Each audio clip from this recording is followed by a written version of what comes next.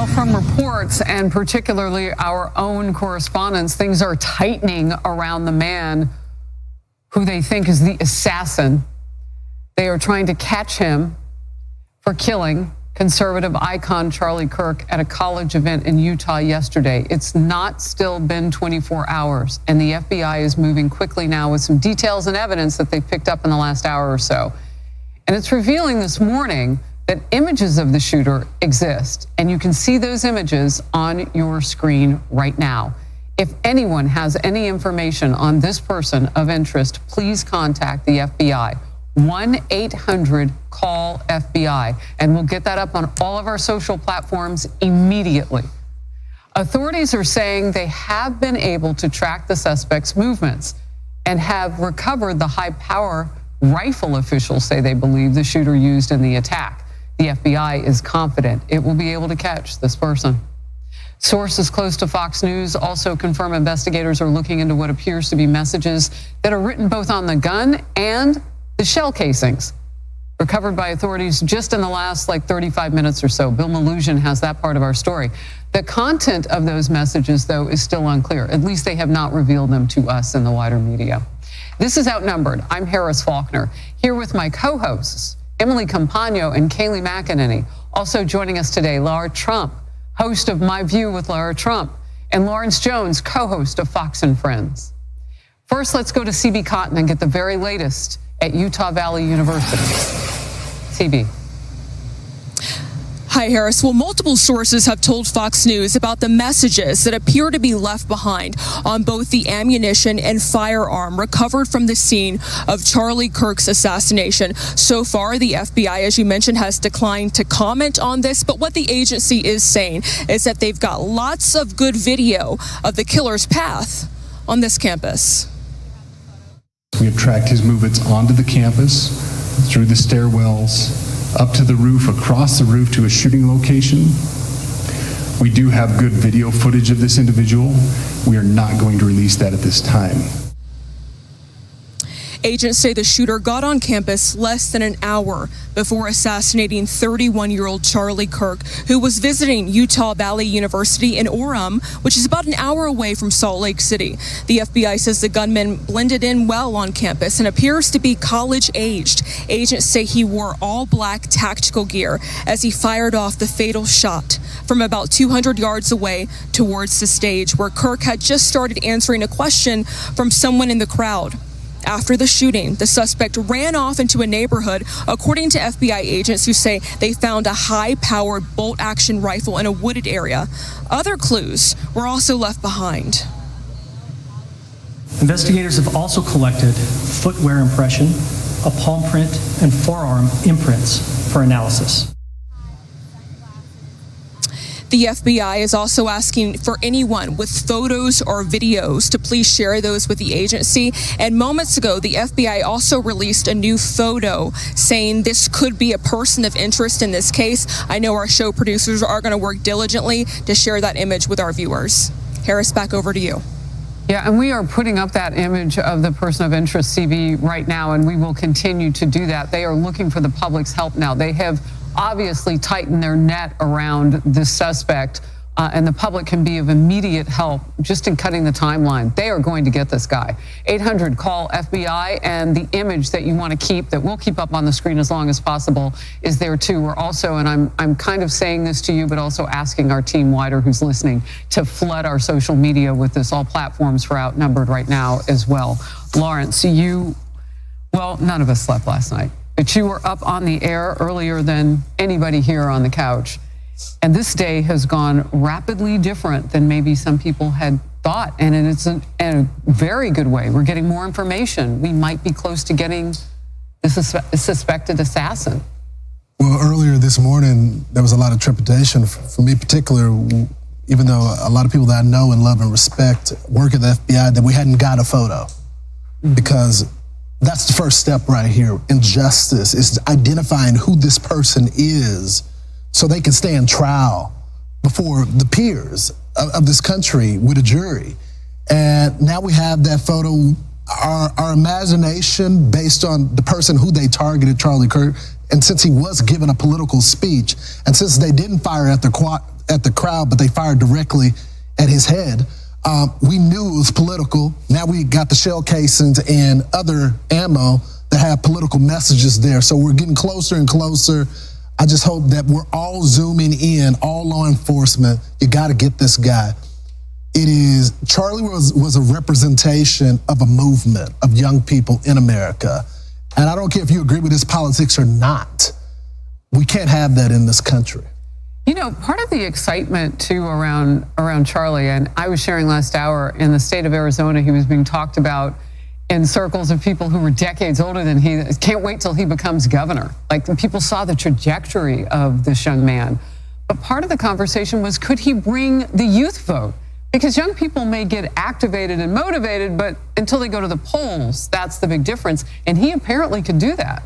Yeah, he did do that. I'll tell you, as the former RNC co-chair, we worked very closely with Turning Point USA. What Charlie was able to do is really miraculous. When you think about the fact that he didn't finish college, he dropped out of college, yet his goal was to mobilize these students, to really change the tenor on college campuses, and he was able to do that. We saw a huge shift in young voters. This election in particular, especially with young men, Charlie played such a huge role in that. I don't think you can ever overstate it. I said this last night on Jesse's show, but I believe that Donald Trump probably wouldn't be president right now without the assistance of Charlie Kirk. What he has done and his legacy, I think, is even too big to comprehend right now. The void and the hole that will be left is enormous. And I'm just hopeful, as someone who cares about, this country and the forward progress of this country, that someone is able to pick up where Charlie left off. Turning Point USA is such an important organization. I'm personally very grateful for everything he did, all the work he did. And you can't go to one of those events without palpably taking in how impactful Charlie Kirk was. Yeah, I want to get your response in part to what Lara's saying, because what she's talking about is more than a movement. It's a complete political shift. If you get a whole new generation of voters who have the kind of bravery to speak out that he embodied. Yeah, Lara saw it firsthand at the RNC. I saw the data online today. A 44-point shift in Gen Z men over 2 years. How did that happen? Charlie Kirk. That happened because of Charlie Kirk. And when I look at that image on the screen, I know we have to show it. I know how important that is for law enforcement purposes, but I have rage in my soul when I see that individual. And I want to tell that person, and I hope someone does convey this to this person someday, somehow. Charlie had a light in him, a special light. And you might have thought you extinguished that light, but boy, did you not extinguish that light. You set a raging fire that is here to stay, and it is a fire that is going across the world when you took that young man's life. I just want to share quickly some texts I got, because I've already shared my personal history with Charlie. These are texts I got from people who didn't know Charlie. One mom said, back to school night last night, was shocked and upset. He promoted free speech. He listened respectfully to dissenters. A mom from across the nation sent another text. I would find clips. I'd show them to my 3 sons. They would almost debate Charlie back. I was teaching them to have civil discourse. A father, I did not realize what voice he had with my kids and young people. Jim Jordan called me last night. He said his grandchildren say he is the Rush Limbaugh of their generation. And Chip Roy this morning shared with me a Bible verse his son sent him. And I think this is just sums up Charlie and sums up this moment. 1 Corinthians 15:58. He said this, therefore, my dear brothers and sisters, stand firm. Let nothing move you. Always gives yourself fully to the work of the Lord, because you know that your labor in the Lord is not in vain. Charlie's labor was not in vain, and you on the other side of the screen, you lit a raging fire. A Christian believer, an angel among us versus the devil. It is a spiritual warfare right now. Let's hear from Charlie Kirk a little bit. Let's watch. I go around universities and have challenging conversations, and because that's what is so important to our country, is to find our disagreements respectfully, because when people stop talking, that's when violence happens. I've never seen someone do this. Well, it's a growing trend because people like me are facing violence, assaults, the left. Yes, the campus Antifa.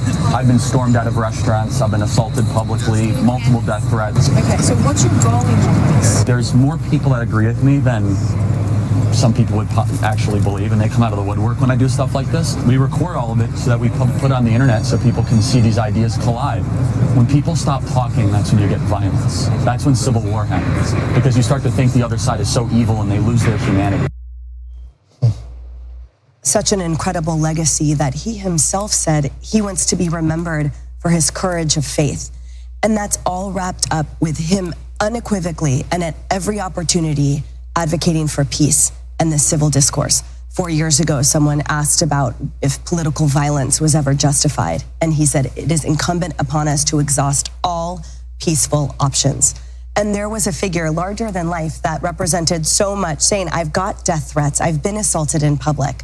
It is heartbreaking that there was a success to one of those measures. That bullet did not just take Charlie Kirk's life, it pierced a movement. And I thought the same thing, Laura. I wondered, in this huge void, in this larger than life shoes to fill, who will step up? And then I realized, but Charlie's legacy is empowering these millions of Americans that have been empowered with, charged with, and inspired by the concept that civil discourse and engaging, thoughtful listening and simply robust debate is the way to move forward, because we are all Americans at one time. And what breaks my heart in this moment is the loss for this nation, the trajectory he was on, and also that he did everything right. He did everything right, which was to espouse the benefits of peaceful, robust discourse. He was doing it all right. Even his fiercest critics applauded him for doing that, and yet he paid the ultimate price for it. Well, again, we need your help. The FBI is trying to identify the whereabouts of this person of interest. So please look at your screen right now. And again, we are putting this across all of our social platforms. So even during the commercial, check it out. Authorities say this guy is connected to the Charlie Kirk assassination. The FBI tip line now, 1-800-CALL-FBI. Tributes from both sides of the political aisle actually are coming in now for Charlie Kirk as we remember his impact across the globe. To all the Gen Zers watching this convention on TikTok right now, I have a message just for you. We're going to choose success. We're going to choose to put the future of Americans first. We together are going to do the work to save America.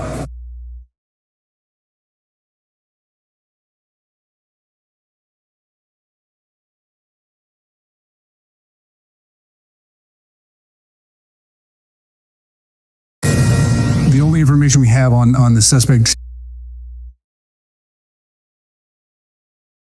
the possible shooter is taken from closed circuit TV here on campus. We do know dressed in all dark clothing. Where the shot came from?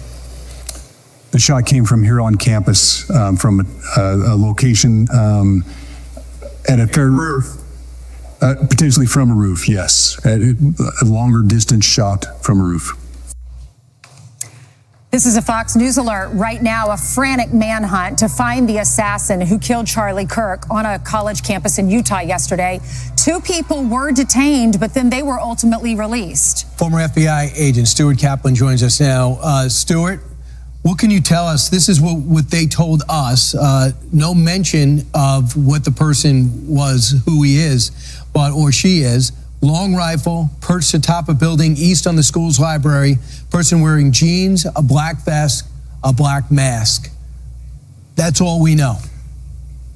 Yeah, law enforcement is quite frankly scrambling right now to work backwards and try to identify first how this person gained access onto that rooftop.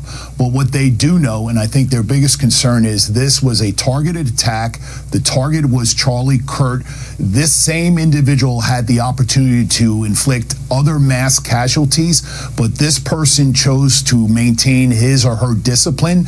They got up, they took the shot, and then they got out of there. That indicates that there was a survey prior to yesterday where this individual had the lay of the land to understand how to get onto this rooftop and then had to very quietly escape undetected at this point. That is a very difficult task for the FBI and other law enforcement partners to work through to try to get some indication of who this person may be.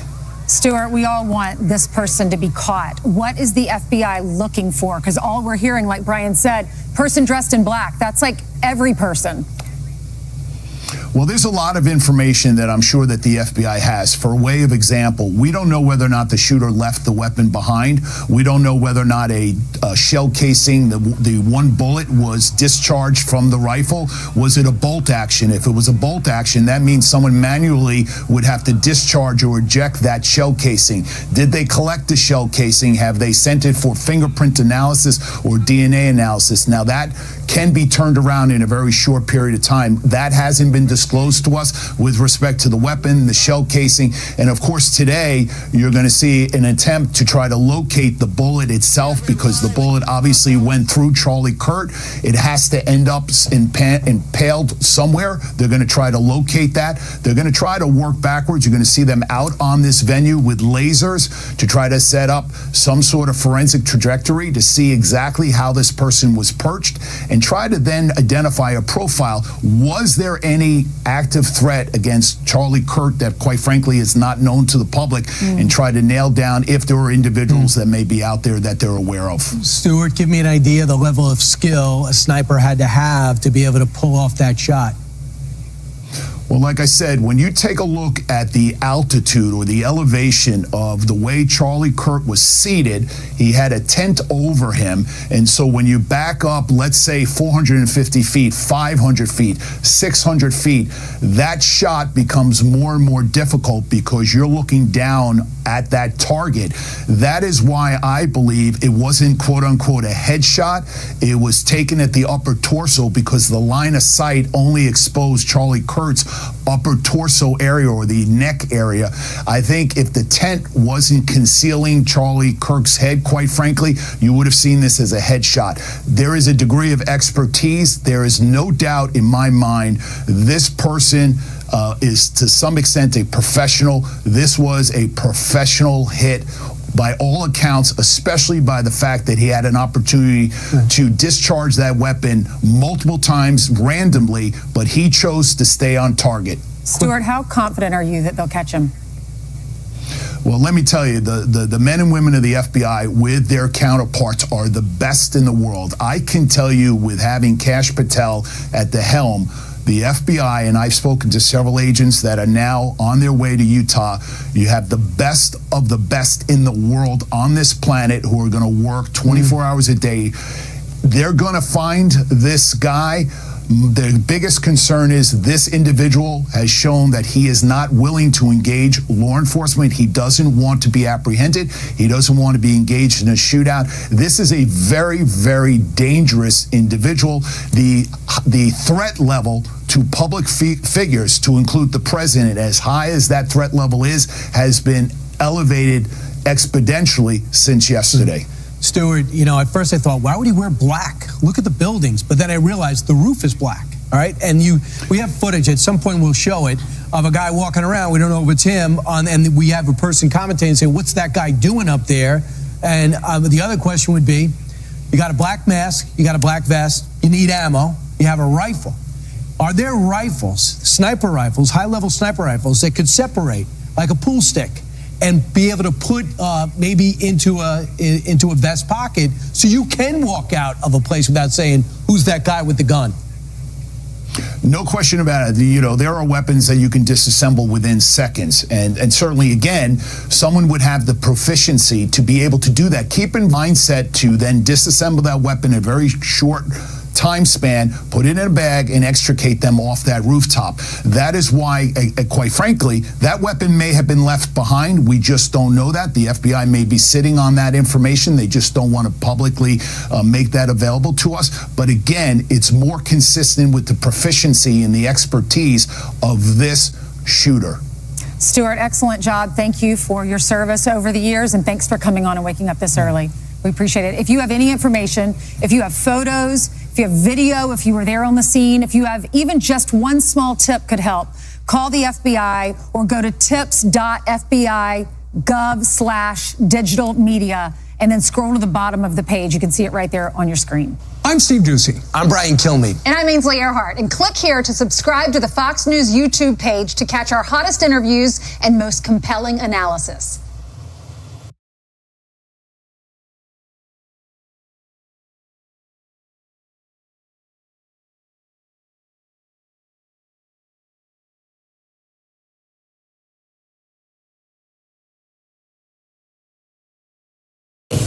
say he's college age, do you believe he was from this university? And how far do you think he may have gone in this time span? So I can't comment specifically on his face or any details such as that, as it's continuing to be a part of the investigation, and again, we'll release that shortly. However, we're doing everything we can to find him, and we're not sure how far he has gone yet, but we will do our best. But you have a clear image of his face? We have images of the suspect. So, did you trace the gun's owner? That you've been able to recover, do you believe you know this person is the person that you're looking for? Again, as part of the investigation, we're not releasing any details such as that right now. Fingerprints or DNA? We are exhausting all of our resources to be able to collect those, but that's, again, part of the investigation. Have you been able to trace back the owner of the gun?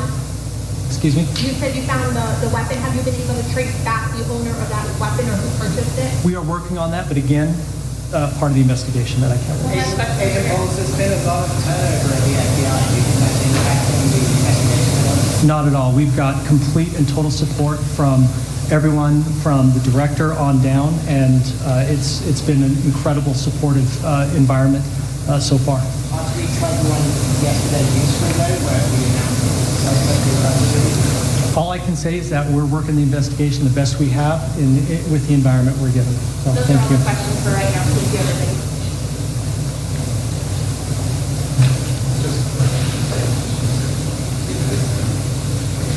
So the headline came at the end there, Dana. We have images of the suspect. That after they gave us a number of details that we were not privy to prior.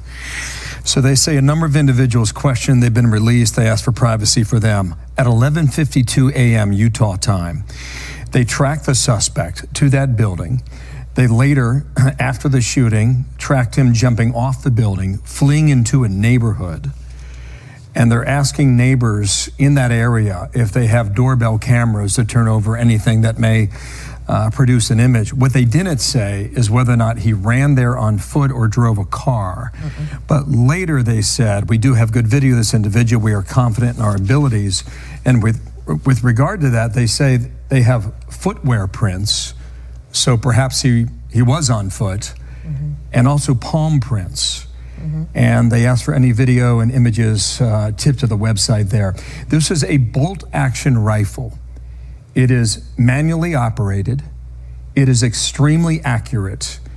And according to a lot of gun experts, it has fewer moving parts, which would give the killer an opportunity to take a more accurate shot. And based on the graphic images that the world saw yesterday afternoon, that shot was a kill shot.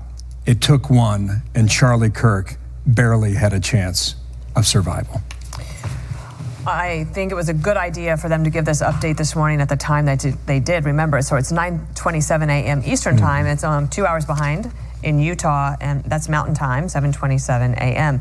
And I think if you see what they were able to do, they provided us the information that they could. And I think the reporters were asking very good questions, and the investigators are saying, we cannot answer those right now because we're in the middle of the investigation.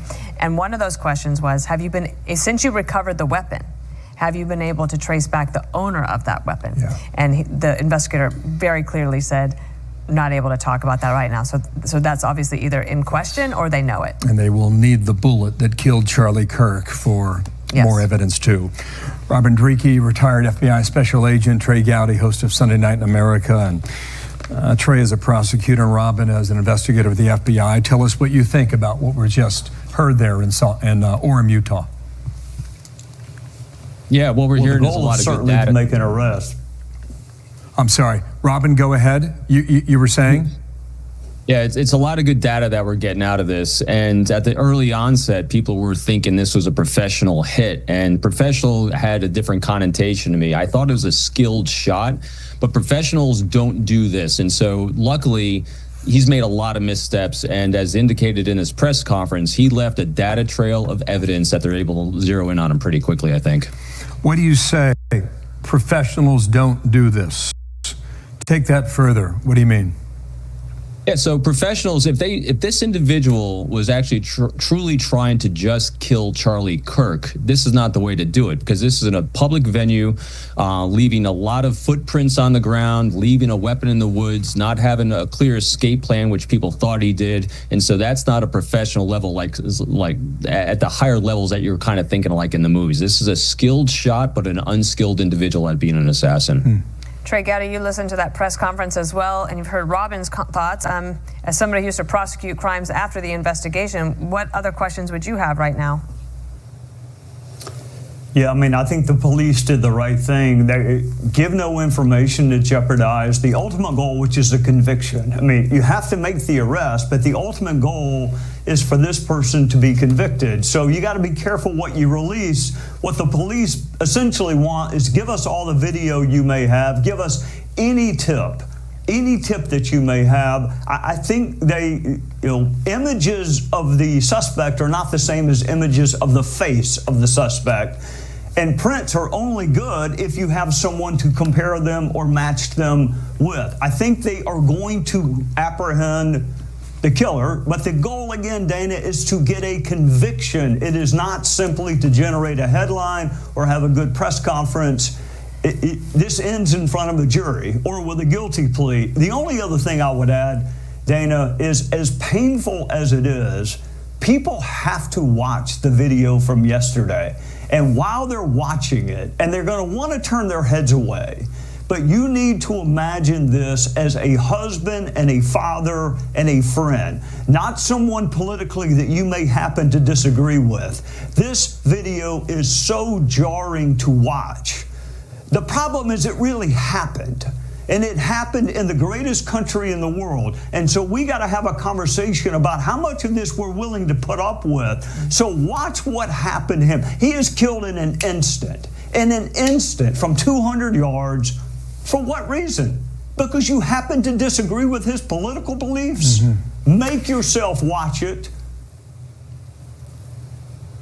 And realize this is a husband and a father, not just some political person with whom you may happen to disagree. Trey, stand by one moment. Robin, I'm going to get your reaction on two things that we just heard here. Let's play the soundbite of the suspect's movements first. Let's listen here.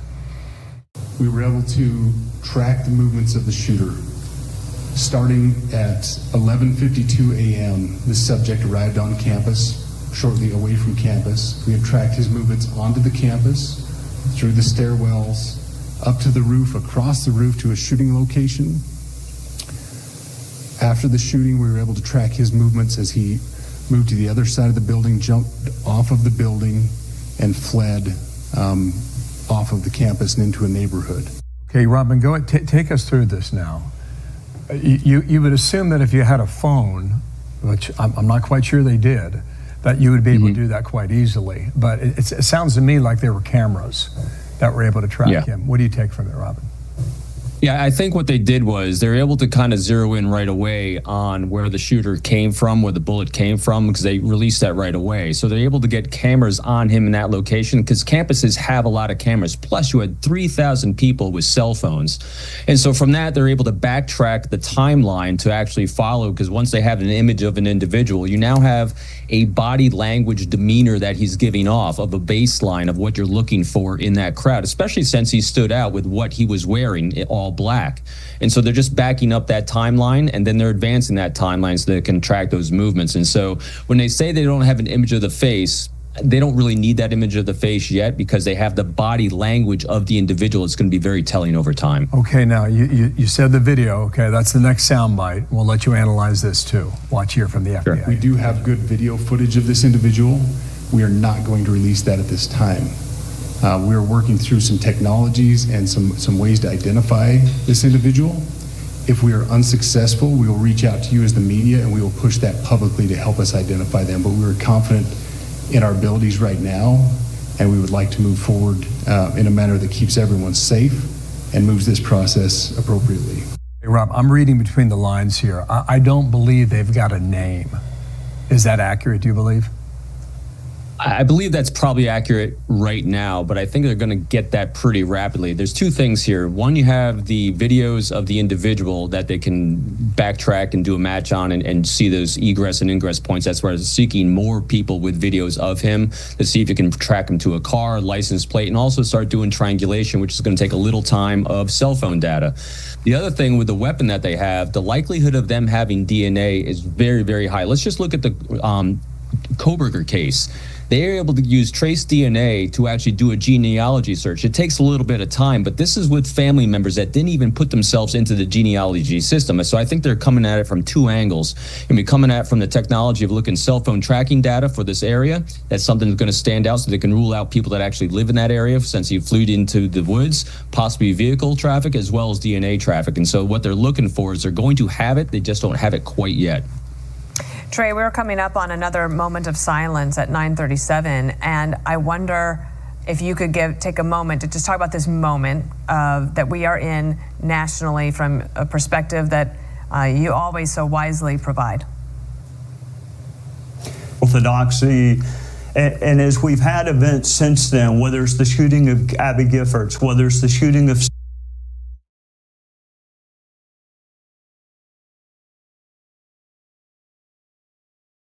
I want to bring in CNN national correspondent Nick Watt. He's joining us right now from Orem in Utah, and CNN senior justice correspondent Evan Perez is monitoring this investigation for us. Nick, let me start with you. What's the latest out there? A critical development in the manhunt for the assassin who gunned down conservative activist Charlie Kirk. Officials just released this image. They are asking for the public's help in identifying the person of interest in connection with the fatal shooting. CNN's Nick Watt is following this breaking news. Nick, you are in Orem, Utah. This is a really significant moment that this is being put out to crowdsource. Absolutely. So, Dana, we were told that they made some key breakthroughs overnight. One of those breakthroughs was good, clean video images of this suspect. Now, we were told about 2.5 hours ago that investigators were using technology to try to find an identity from that video image. We were told they were pretty confident that they could do that, but if they couldn't, then they were going to release the images to the public to try and get the public's help. They have now released those images on X, on other platforms, and it shows, as we were told earlier, a college-aged male who, as investigators say, could very easily have blended in with the crowd here on campus. 3,000 people here to see Charlie Kirk yesterday. They described this young male suspect as college age, able to blend in. So the other key breakthroughs that they discussed, they have found the weapon, a high-powered bolt-action rifle with some writings. They are going through those writings. FBI analysts looking at the writings, also at the weapon, also trying to find an identity. It is now coming up on 22 hours since the shooting, and of course, with every hour, this task gets harder. They found the weapon in a wooded area behind the campus in the direction that they know the suspect fled, but the suspect himself was not found in that wooded area, and as an FBI special agent said this morning, they don't know how far he has gone. So they've been gathering video imaging from security cameras, from the many students who obviously had cell phones on them. We've seen the image of a person running across the roof just after the shots were fired.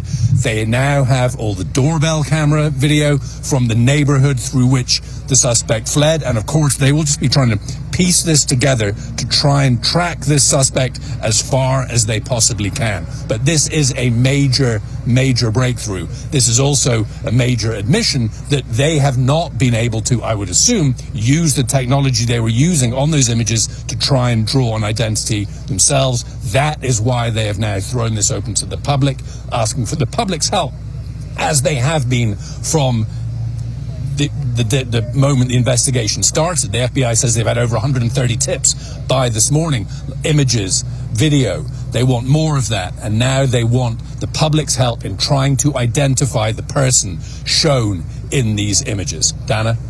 I also understand that we have some new information about some.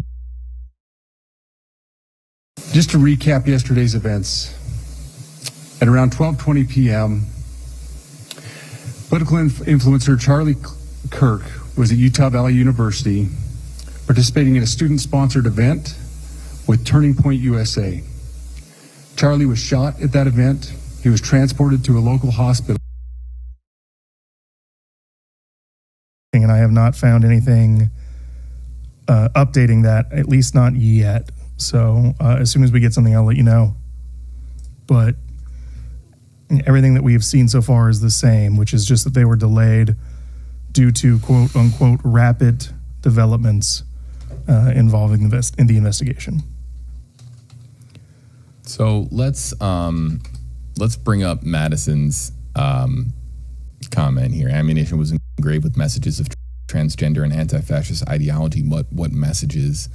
Has there been any update to that report?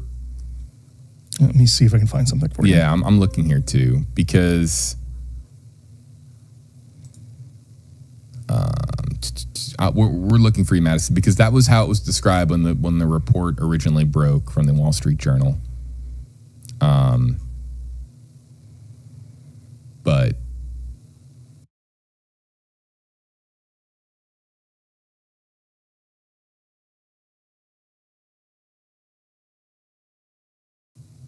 no, I mean, all I am seeing is contained ammunition engraved with expressions of transgender and anti-fascist ideology. And this is according to an internal law enforcement bulletin that was picked up by the Wall Street Journal. And what that looks like, I mean, I really don't know. And also, too, how small it would have to be written and how it would be engraved. I mean, there's so many different questions. How it was found in the casing itself.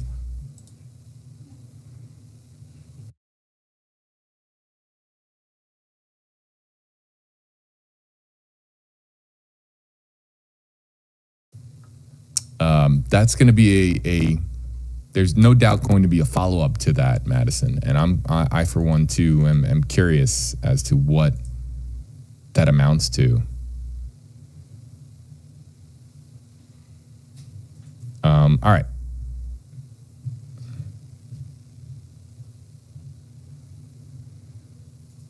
This is interesting. And, it's crazy you have to think about these types of things now. So Ashton says, hey, JB, kind of looks like he has the Meta recording glasses on. I don't know. Do those look like those glasses? I know.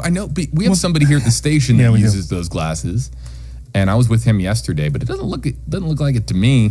I mean, the problem with those is that the Ray-Ban Meta glasses, they're just a pair of Wayfarers, really. You can almost not tell that they're any type of tech unless you really look up close, right at the kind of the top corners of the eyewear where you can see the cameras. I mean, those look more, those almost look more like aviators or like, I don't know, maybe like the heavy duty glasses that you wear when you're doing like outdoor work. I don't know what like Oakley's or something like that. Yeah. It's hard to tell. It doesn't really look like the Meta glasses to me, at least. That's another interesting one from Sean on YouTube. Saying hello to everybody on YouTube, Facebook Live, and TikTok Live. It's good to have you with us again. We wish under better circumstances. Producer Garrett Phillips there on the right, JV Buno here with you on the left, and we're here. We thought we would be into a FBI press conference by now, but the FBI press conference was first delayed and then pushed back. And we're going to stay with you live for another hour or so in the hope that we get some significant update because, again, the press conference was canceled, the 2:45 Eastern press conference canceled because of what's been described as rapid developments.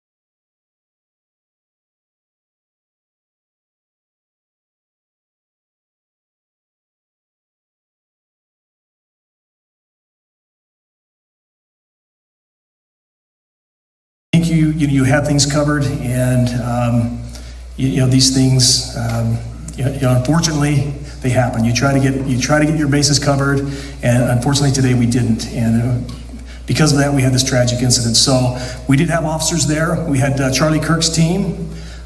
He has a security team that travels with him, and they were here with him when he was shot.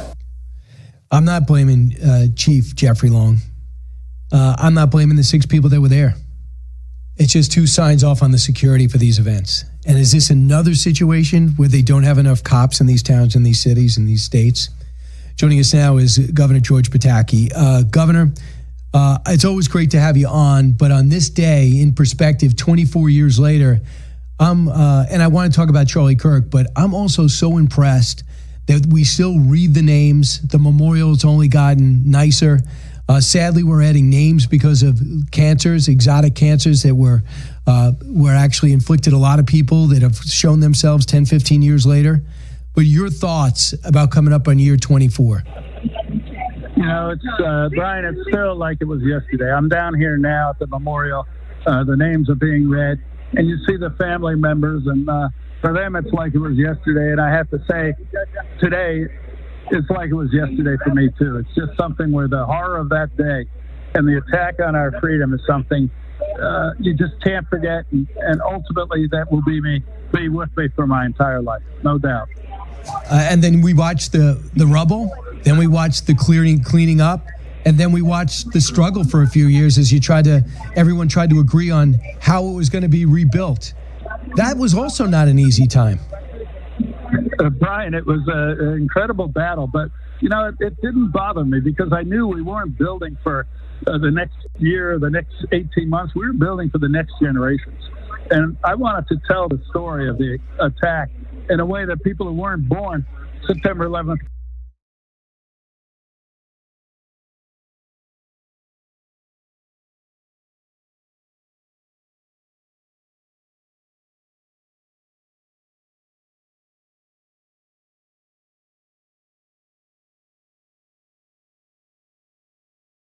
And if you're scared tonight for the country, so are we. Former President George W. Bush put it this way in a statement tonight. Meantime, we've got new fallout. MSNBC now firing a political analyst, Matthew Dowd, over comments that he made during the network's coverage of this tragedy. But following up on what was just said, he's been one of the most divisive, especially divisive younger figures in this, who is constantly sort of pushing this sort of hate speech or sort of aimed at certain groups. And I always go back to hateful thoughts lead to hateful words, which then lead to hateful actions. And I think that's the environment we're in, that people just, you can't stop with these sort of awful thoughts you have and then saying these awful words and not expect awful actions to take place. And that's the unfortunate environment we're in. MSNBC's president, Rebecca Cutler, apologizing for the remarks and released a statement saying, in part, during our breaking news coverage of the shooting of Charlie Kirk, Matthew Dowd made comments that were inappropriate, insensitive, and unacceptable. Dowd then responding on X saying that my thoughts and prayers are with the family and friends of Charlie Kirk. On an earlier appearance on MSNBC, I was asked a question on the environment we are in. I apologized for my tone and words and went on to say, let me be clear, I in no way intended for my comments to blame Kirk for this horrendous attack. News Nation media contributor and founding editor of Mediaite.com, Colby Hall, is with us. Colby, I got the alert from News Nation that this had happened yesterday, and it was shortly before my kids came home from school. I've got a 18-year-old, and I have a 20-year-old off at college.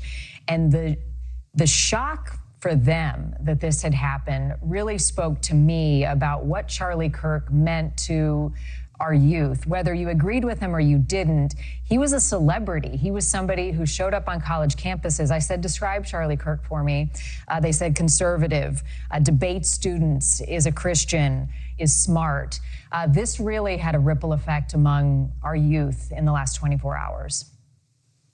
He was no less a towering figure in kind of, especially the youth kind of social media, TikTok, Instagram world, because I mean, he was brash, he was a provocateur, but he engaged in a discourse. He was civil and he was brave, and he is singularly responsible for changing significantly the sort of political landscapes across a lot of college campuses. He saw an opportunity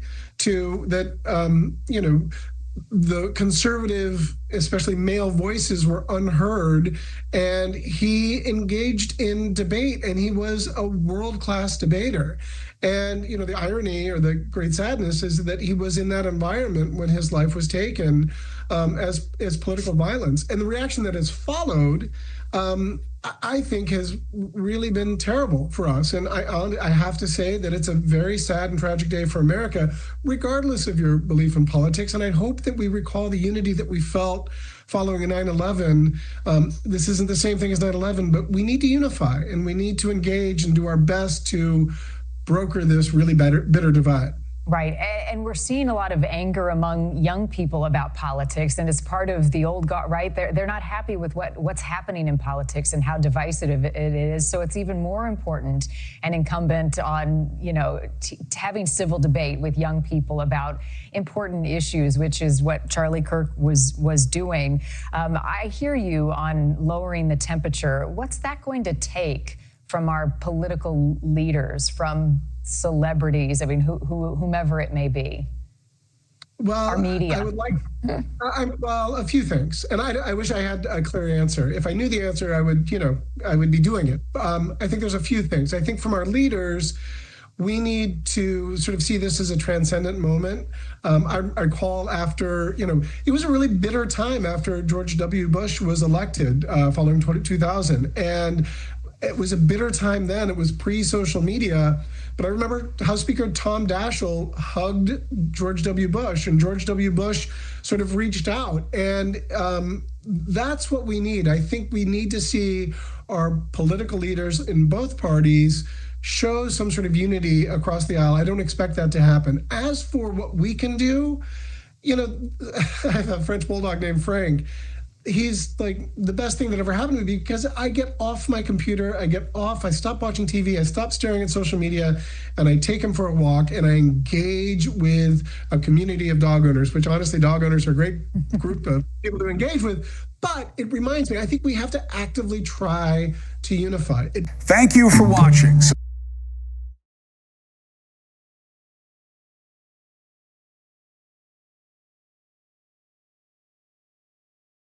Do you feel proud of yourself for debating college kids who are unprepared to speak in front of an audience like yourself? Hold on. You're 30 years old. We can agree you're 30 years old, right? Do you think that's a little bit silly? Are you a voter? I am a voter. I'm a registered voter. I vote and you vote. So I'm talking to voters of this country that will determine the future of Western civilization. That's what I'm doing here today. Yeah? Wait, hold on. How is it any different than a professor talking to you?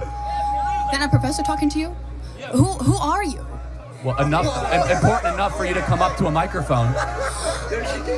Actually, when I first saw this ad, I thought it was like an improv comedy thing. It looked so ridiculous that I didn't even think it was real. Well, no, you can see. Look how popular Trump is on your campus. How does that make you feel? That's not comedy. That is a 5-alarm fire for Kamala Harris, because she's probably going to lose Pennsylvania. Look. But no, I just want to be clear. Is there something wrong with talking to voters? No, there's nothing wrong with talking to Well, that's what we're doing here today. It's an open mic. I think that you push a dangerous agenda. Such as? Your stance on abortion rights, for example. Here we go. Okay, so let me ask a question. What is your name? Jean. Jean. And what is your understanding of the current Republican Party's stance on federal intervention in abortion? Well, I know that they want to bring it back to the states, right? So it sounds like you do know that the Republican Party's current stance on abortion is they're against a federal ban on abortion. I do understand. And we're talking about a presidential election as the important election that we're talking about here. I understand that, yes. Great. So again, I think this open dialogue is great. I think it's great you're here challenging Charlie, and I think it's great that he's willing to travel campuses across this country to talk to the next generation. We need more conversation. Now, where's the disagreement, though, on content? Because you could criticize style or why you're talking to people or dunk on someone personally, but where do you actually disagree with I agree substance? with the way that you edit content and specifically frame it so that people look bad talking to you. The way that you edit your content. We post unedited content. Let me just ask you one thing though, because personal insults can fly in all directions. Where is an area where you have a disagreement with the conservative movement, with Donald Trump, with Charlie Kirk, perhaps with myself? I was a presidential candidate last year. I think we need to talk about that more in the open, and the more we do, the stronger our country is going to be. We got a long line of people, but I want to hear from you one substantive area where you have an authentic disagreement, and I'd be glad to address it. I'm sure Charlie would too. Just in anything, relating to any political topic where you have a disagreement. Let's air it. Okay. I disagree with some of the laws that are being pushed in Congress that are against the LGBTQ community and the trans community. Okay, so let's talk about that. I'm going to give you my view, and then I want to hear yours. Okay. My view is that if you're a fully grown adult, 18 or above, you're free to live how you want, dress how you want, marry who you want if you want, if you're over the age of 18. I agree. But you are not free to indoctrinate children in schools who are not yet of the age of consent. You are not free, just as you're a 17-year-old or a 15-year-old can't get a tattoo on their own, I don't think that you should be able to go or until the age of 18. And so the lines that I draw here is that men are free to claim to be women and swim in swimming pools. You're not free to claim trophies in a women's sports competition. You're not free to enter a women's locker room. You're not free to change a language, and you're not free to actually indoctrinate our children who are under the age of 5 in schools. Do we agree on the fact that adults should be able to live freely while still treating children differently? If so, we're on the same side of this issue. Listen, I agree with the majority of what you said. However, I don't think that you're understanding the implications of the laws that are trying to be passed. Look, we got a head start in the conversation. We got a long line behind you. But my only ask is, forget the personal attacks or the stylistic attacks. Focus on substance. The more we debate that, the stronger we're going to be as a country. Thank you for coming. Thank you. I don't think you're focusing on substance, though. That's the issue. Hold on. Look, he intentionally tried to provoke substance out of you, and you said, well, I'm worried about some laws Congress should pass. I have to ask.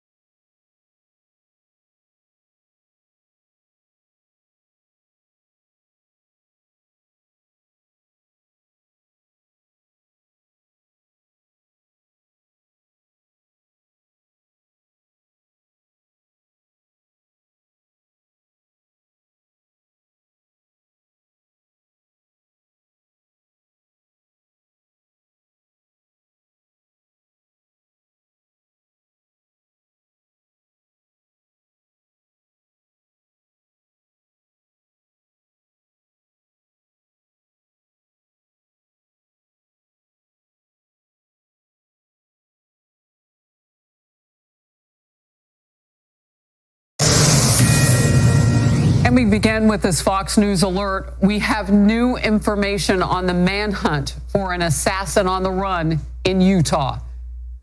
And you see on the left of your screen, Christian, young conservative leader, husband, dad, friend, Charlie Kirk, assassinated. And now the new details are firming up to catch that killer and bring him to justice. We're getting a clearer picture of just how someone could escape that crowded scene on that college campus and simply vanish. Well, almost. I'm Harris Faulkner. You are in the Faulkner Focus. New video shows an individual on the rooftop at Utah Valley University, where Charlie Kirk was speaking and then assassinated. State officials with more details on the man on the roof. The subject arrived on campus, shortly away from campus. We have tracked his movements onto the campus, through the stairwells, up to the roof, across the roof to a shooting location.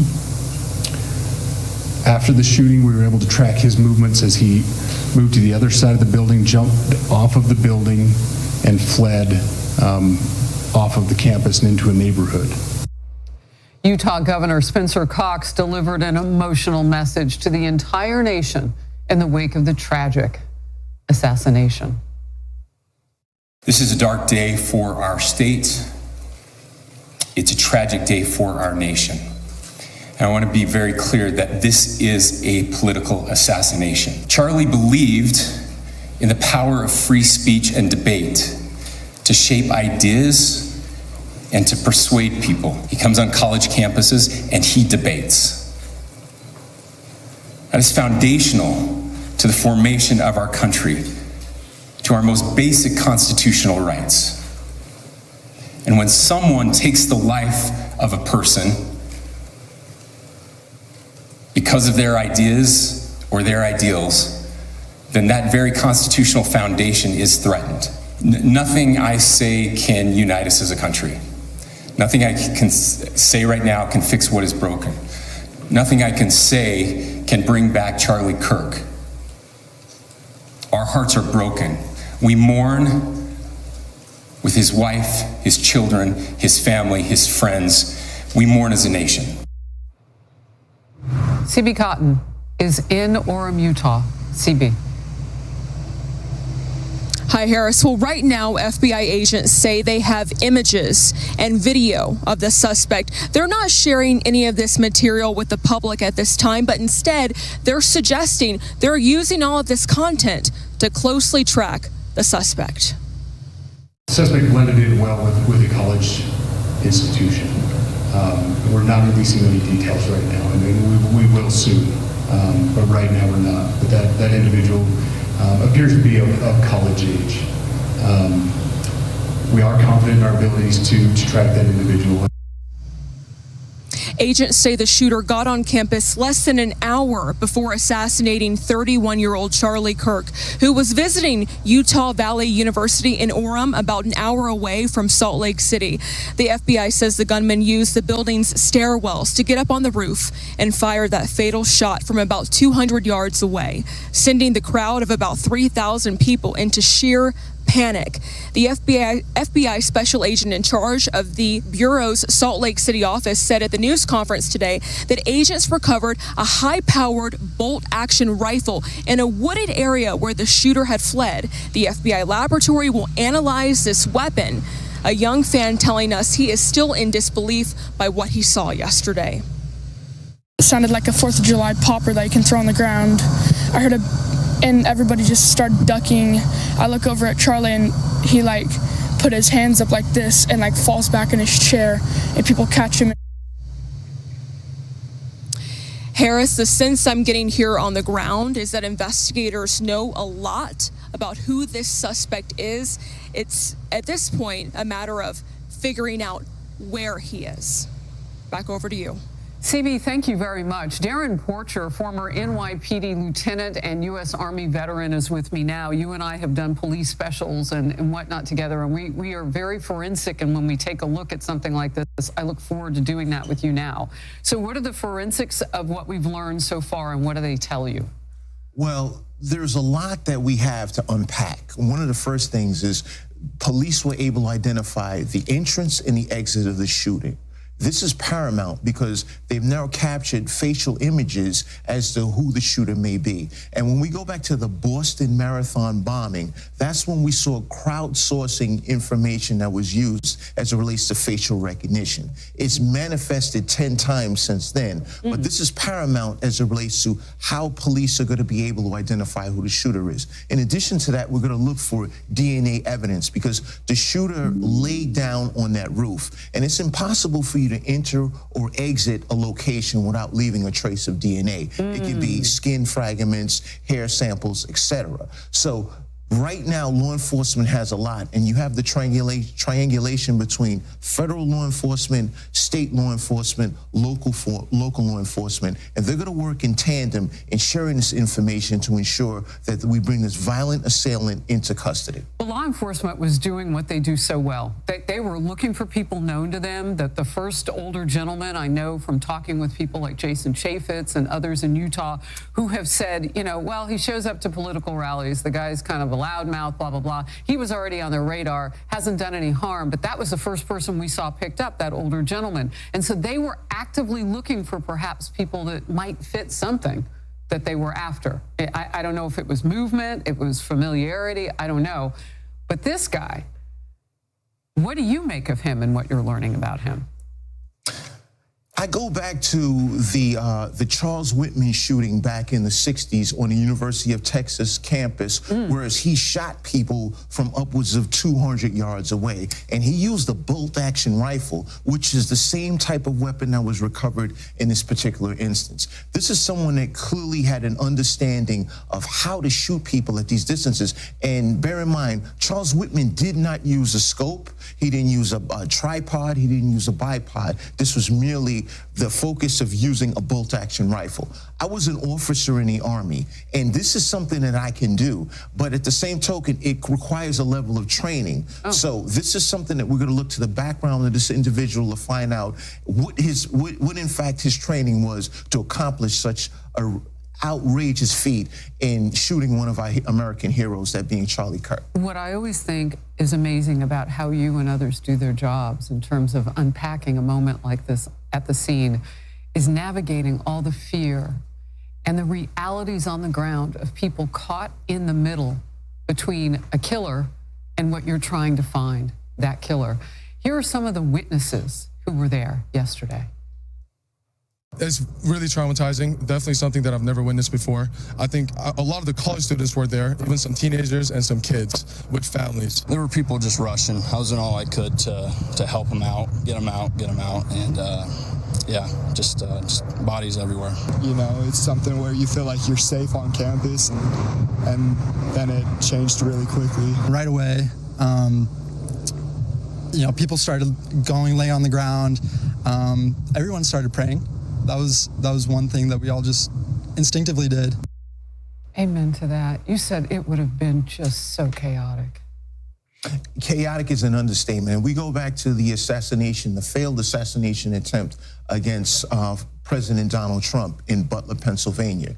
It is a major challenge to secure an outside venue for a prior president, because just take in mind, Trump had Secret Service protection and an assailant was able to fire a shot at him. So although Charlie Kirk had security, that outside venue is very difficult to maintain a fortification. And remember, there wasn't really a high threat, but this was a welcoming environment. He's at a university in Utah, which welcomes his views. And the one thing about Charlie Kirk was this: he always encouraged discourse, but he discouraged violence. He felt that if we continue our discourse, we won't have violence. And sadly enough,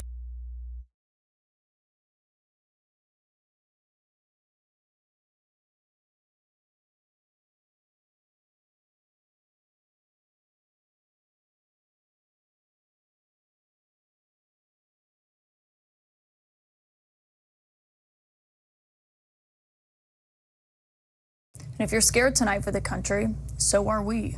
Former President George W. Bush put it this way in a statement tonight, saying, quote, "A young man was murdered."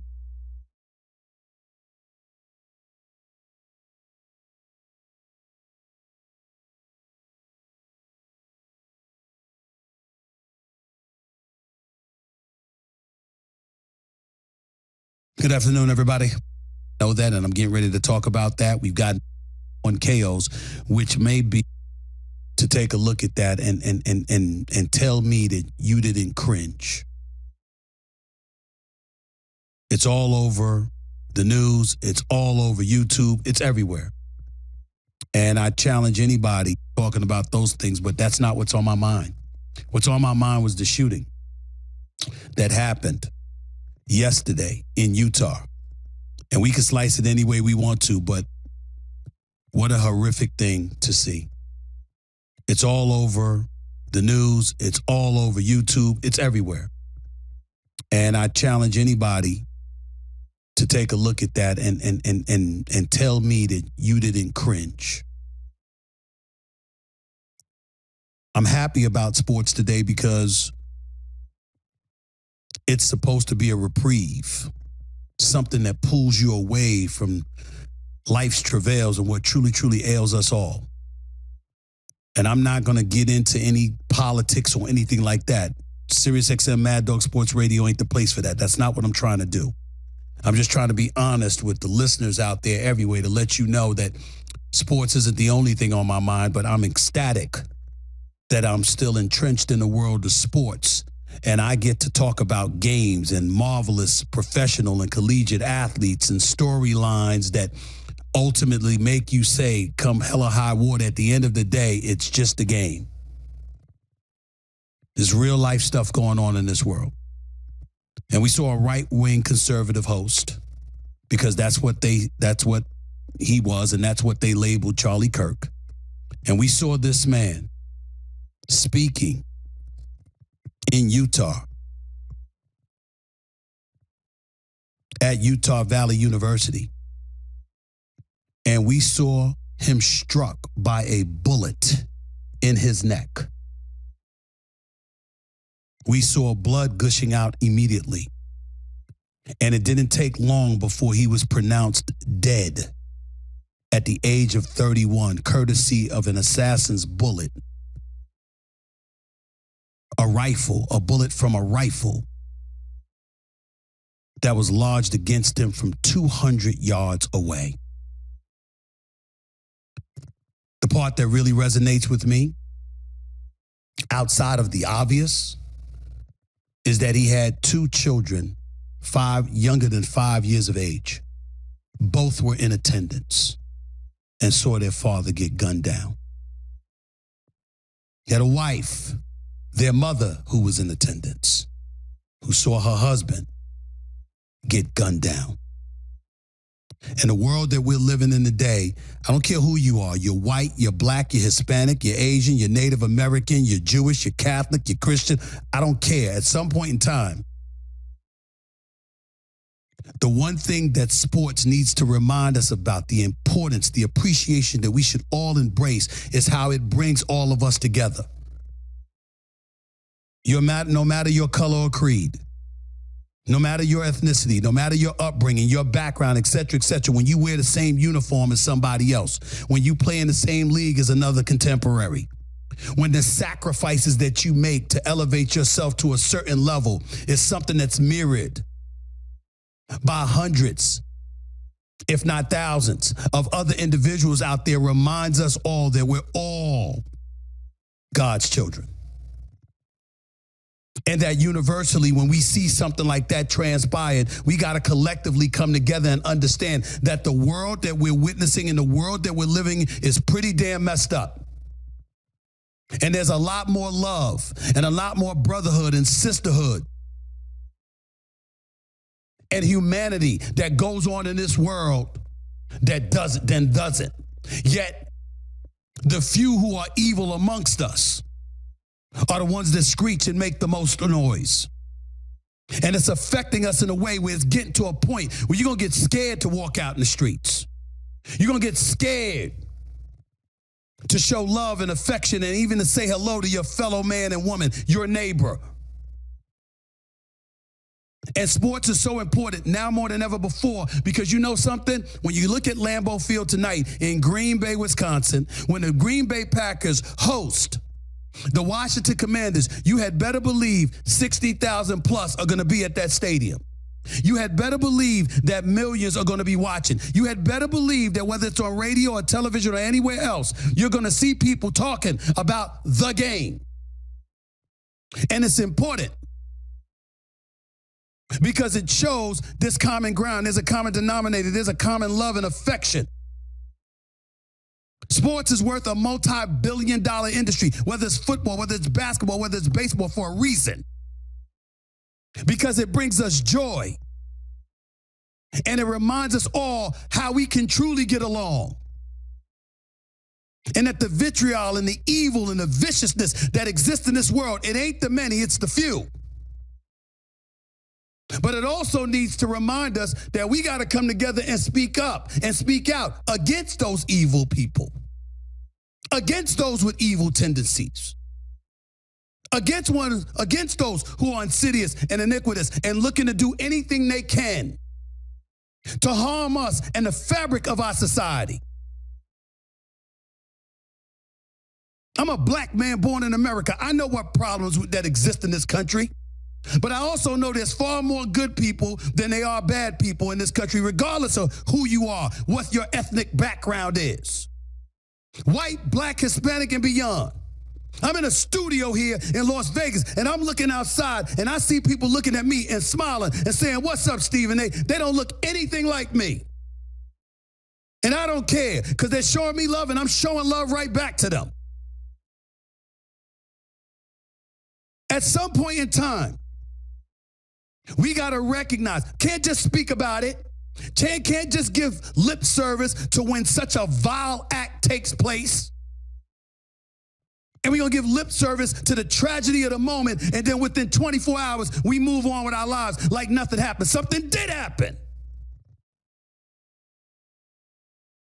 Don't care what his political beliefs were. I don't care what he felt. I care about the fact that a man was gunned down in front of two of his children who are 5 years of age or less. That he's dead at the age of 31. That his wife is a widow. That his children are fatherless. Because his ideas and his beliefs differed from somebody else, apparently. And then I'm going online and I'm seeing people celebrating it. Shame. Shame on you.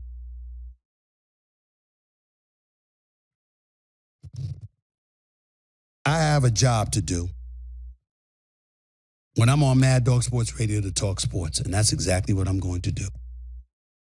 But make no mistake about it, when I say that I'm a conscientious observer, that I'm an American citizen. And if you're scared tonight for the country, so are we. Former President George W. So a press conference at 9 o'clock, and what we learned from Stuart Kaplan and some other experts we've talked to is shot was difficult. You had to have great composure. You had to have a plan, and you had to have an exit plan. And I don't think you can rule out that this is from another country. I mean, this is the type of thing so organized. Who learns to shoot under that type of pressure, is able to take a gun apart perhaps, or pick up casings that may be on the ground and get out? Also, was brought up too, how did he get on the roof? And how did he get off the roof? So, and are we convinced that that roof is it? I mean, we're assuming 200 yards away, 200 yards, 500 feet away, it's the library.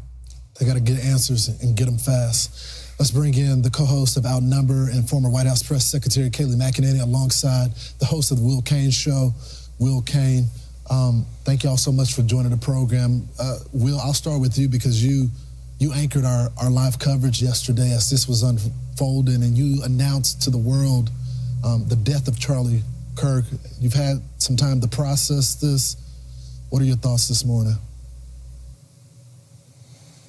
Yeah, I've had some time, Lawrence. I don't know what is enough time to make sense of something that is absolutely so senseless. It's just kind of, it's so shocking. It's so impossible to understand, and it's so hard for all of us to see.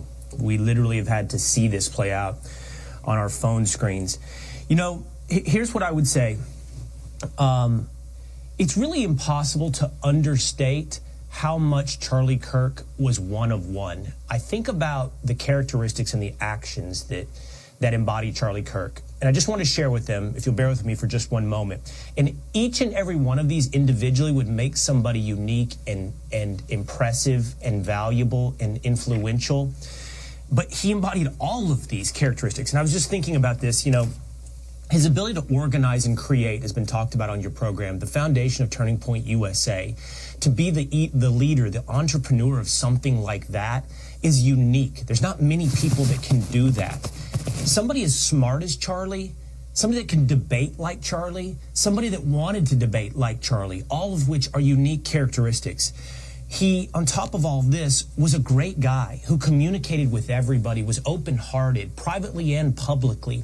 And I think about all these individually, and yet Charlie possessed all of these characteristics. He did all of these things, and he did it at the age starting of 18.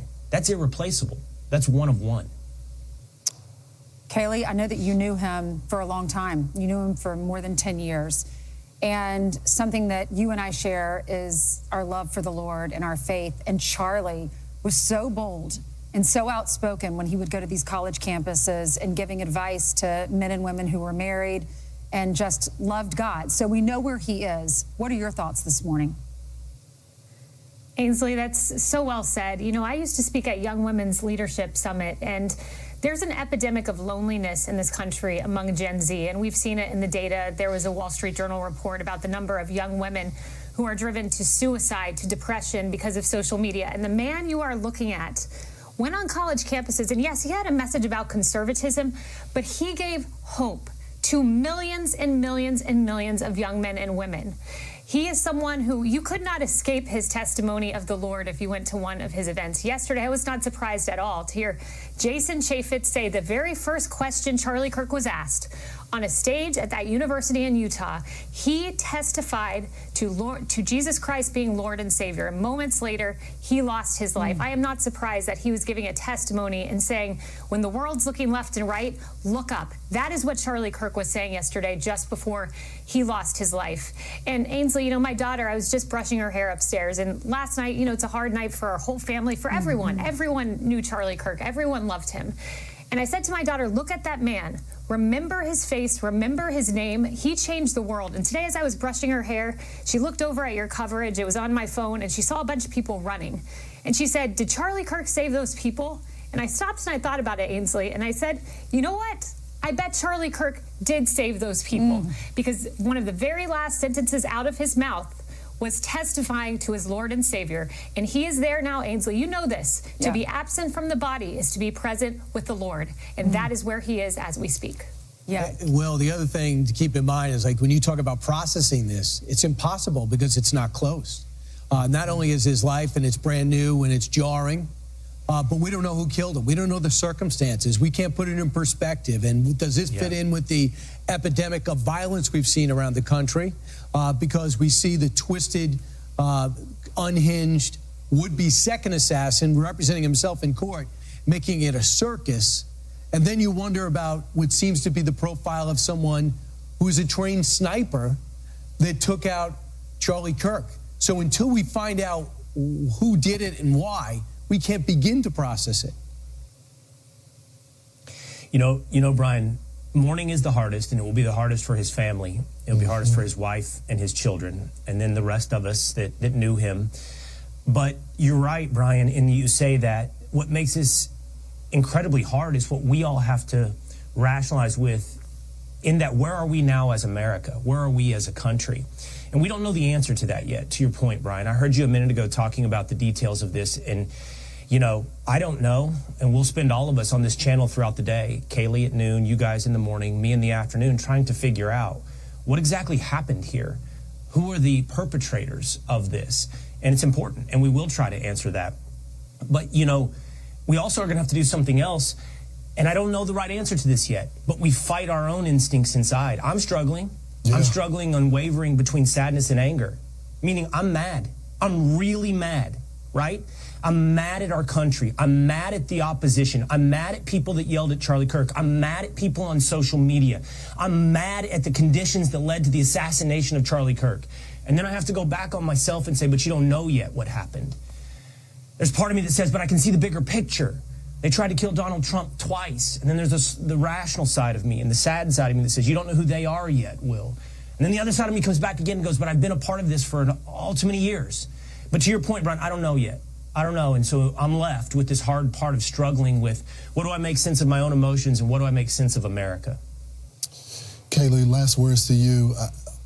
Charlie was a part of our generation of young conservatives, and so to Will's point, many of us feel like the shot was an attempt to silence that generation. Yeah. They will not be silenced. And Lawrence, you grew up in this. I did. Will did. You know, we all did. Tommy Lahren. We grew up together in this field with young people around us. Right. I remember sitting across from Charlie Kirk at Fresh & Co. right under Fox News in 2013. We were on Varney & Co. He would be the millennial one day, I would be the millennial the next day, and we would give voice to this generation.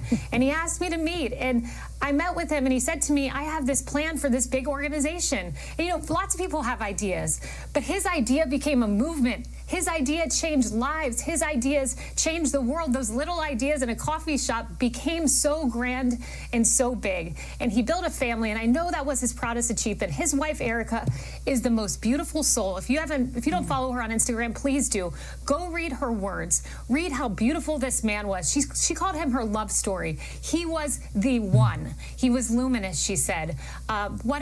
She's in my heart today. Her kids are in my heart today. What a legacy Charlie Kirk has left. All right, Yeah. thanks. Kaylee, Will, I want to say one thing. I was so proud of you yesterday when you asked our audience to take a moment to pray, and you were quiet during your show. Yes. And we all prayed together. And Kaylee, I'll leave you with this. This is what Charlie Kirk said. All death can do to the believer is deliver him to Jesus. That's right. God Amen. bless you both. Amen. Thank y'all. Hey, it's Will Kane. Click here to subscribe to the Fox News channel on YouTube. It's the best way to get our latest interviews.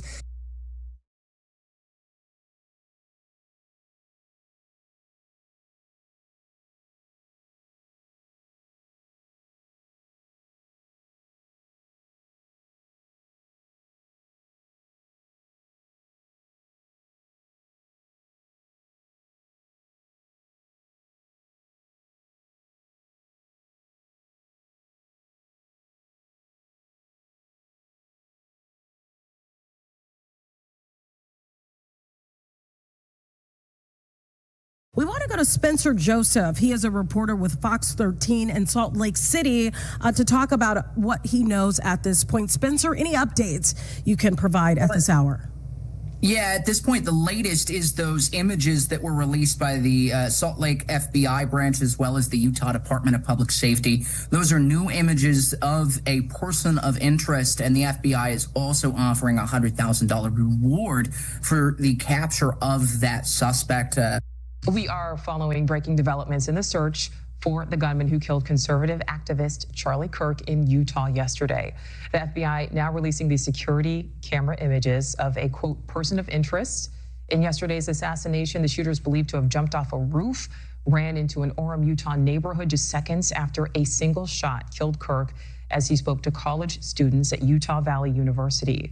Investigators saying they have recovered a high-powered hunting rifle in a wooded area that is not far from the campus.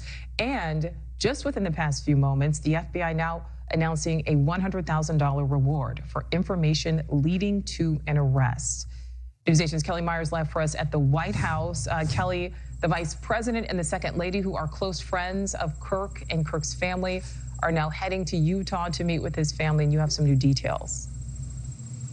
Yeah, we are learning, a source familiar just telling me moments ago, that the vice president and the second lady will be in Utah today. They will be meeting with members of Kirk's family as well as his friends. We're also learning that they are going to bring his casket along with his family and friends aboard Air Force Two and then fly it to Phoenix, Arizona following that. So this is something that we learned earlier this morning, that he was going to be heading to Utah, but those new details just moments ago that his casket, Charlie Kirk's casket, will fly aboard Air Force Two onto Arizona along with the vice president, the second lady, and his family and friends. As you mentioned, Vance was a very close friend of Kirk for many years. He posted this lengthy post on X late last night, really reflecting on their friendship going back several years. He talked about how he learned about this when he was in the West Wing yesterday. He was the first post on X that I saw from the administration talking about this shooting.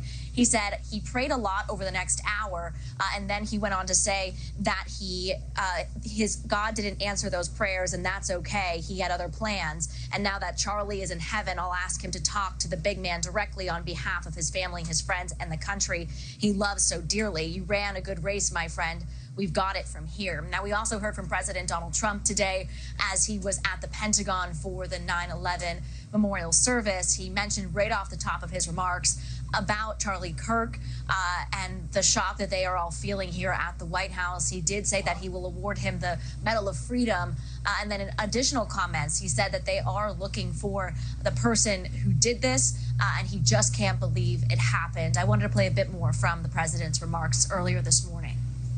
Let me express the horror and grief so many Americans at the heinous assassination of Charlie Kirk have felt.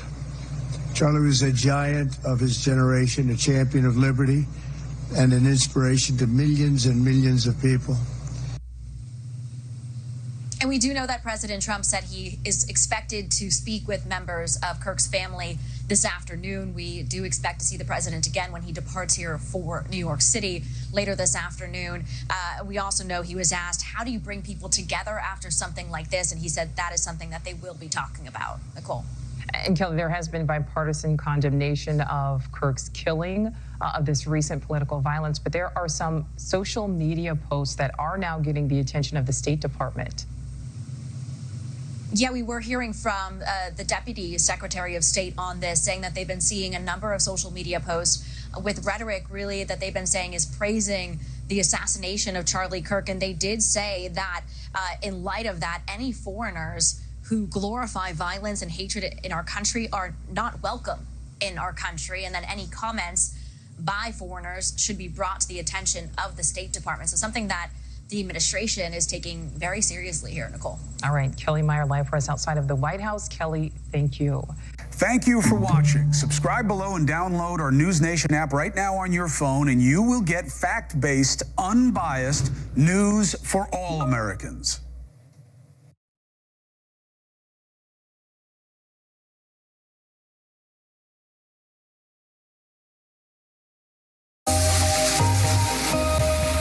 Welcome back to Chicago Live. We continue to follow as we learn more developments about the killing of Charlie Kirk. And we want to go to Jay Swidler. He is the head of the Vernon Township Republicans, covering the same area in which Kirk grew up. We know he graduated from Wheeling High School. Thank you so much for being with us today. Hey, thanks for having me. Appreciate it. Let's talk about really your reaction to what happened. I know you put a statement out. Let's talk about what the community here at home is feeling after this. Well, it's been a devastating 24 hours, as you can imagine. There's not a single person I know that I... Joining us now, senior reporter at The Bulwark, Will Sommer, and senior writer at The Dispatch, David Drucker. Thank you both for taking the time. You have both been covering the MAGA movement for some time. Will, Charlie Kirk was just 31 years old, so young. Tell us more about who he was and how he became such an influential person in Republican circles. Yeah, I mean, it's such a tragic situation. I mean, and it's also a remarkable career. He was really a monumental figure on the right, going in the course of just a decade from being a teen, very young Republican activist coming out of the Tea Party movement. Very familiar with people like Rush Limbaugh, previous right-wing media figures, and he created Turning Point USA, which was this conservative campus organization that ultimately was really able to grow, and eventually Charlie Kirk became close with the Trump family and was also very successful at both getting young activists and getting donors involved. And it became not just a sort of the campus organization of the past, but sort of a giant media affair as well. He had his own sort of media, talk radio, podcast, online video empire, and really sort of created the model for what we think of now as sort of the right-wing media influencer in the Trump era, and also someone who's just very politically powerful within the party. We know Donald Trump was in touch with him during the Epstein controversy, saying, you know, can you help me on this, reportedly. And so someone who is very significant in many ways in the Trump movement. David, in today's, oversaturated media atmosphere, it's nearly impossible for a person to break through. But Kirk did. How was he able to do that and become such a well-known figure, even among those who don't share his political beliefs? Well, he was very good at what he did, and he was really much more than a part of the MAGA movement that built up around Donald Trump. I mean, yesterday, as I watched the outpouring of condolences and grief from Republicans, what was very apparent was that Charlie Kirk was friends with and important to Republicans across the GOP spectrum. He wasn't just a favorite of what we think of as the MAGA movement. Republicans, whether we think of them as moderates or traditional conservatives or populist conservatives, it doesn't matter. He touched so many lives and had so many legitimate, close, heartfelt friendships with people in the Republican Party, in the conservative movement, and in the MAGA movement. And there are very few people, as I've covered politics over the years, that have that sort of breadth of connection and influence. I've covered a lot of politicians in both parties that are influential in their quarter of the party or in their sector of the grassroots movement that builds up around a party. Charlie Kirk was remarkable for not just the influence he had, but the friendships that he cultivated. And that's, I think, why you're seeing such an outpouring of grief from Republicans generally, but it really is such a tragedy for the country because he was practicing the art of politics. And whether or not you agreed with him, his wife now doesn't have a husband, his kids now do not have a father, for doing exactly what our Constitution and Bill of Rights was designed to facilitate, speaking your mind politically without the threat of violence. And for years, younger voters were written off as becoming more and more progressive with each generation, but something changed, at least in this past cycle. Will, talk to us about how Kirk and his organization, Turning Point USA, got younger people engaged in the conservative political process. Yeah, I mean, Charlie Kirk was a hero to a lot of young conservatives or even some young moderates who are on these colleges that are typically much more progressive spaces. And he was willing to go to these colleges and take people on and, rhetorically. He said, prove me wrong. And so he would sort of hold these big events where people would come and debate him. And then, that then became sort of part of his legacy. I do think Charlie Kirk, to some extent made being conservative sort of seem cool to some young people. Typically, these are sort of, certainly conservative conferences are sort of more kind of state affairs.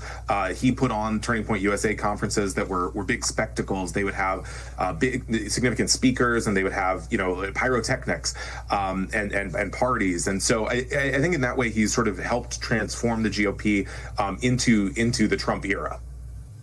David, is there anyone else like Kirk in the conservative orbit, or was he just one of a kind? He was one of a kind. I mean, I'm sure over time others will come along, but especially when you look back, not just over the past decade or so, of Charlie Kirk's rise and influence and all of that he accomplished. I mean, when you look back over the past 40, 50 years, somebody that came into the movement so young and was able to have such an impact on multiple fronts. I mean, it just was a very, very unique figure.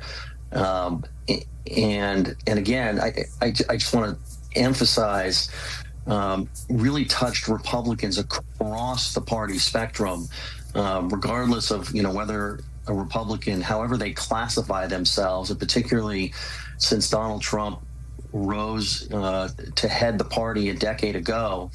Republicans have had all sorts of internal squabbles about where they fit, but Charlie Kirk was respected and loved and touched Republicans in all different parts of that milieu, and that just made this not just an isolated event for some Republicans, but it made it for the movement and the party a very, very upsetting, tragic, and scary event because they all see themselves in some way, shape, or form in him.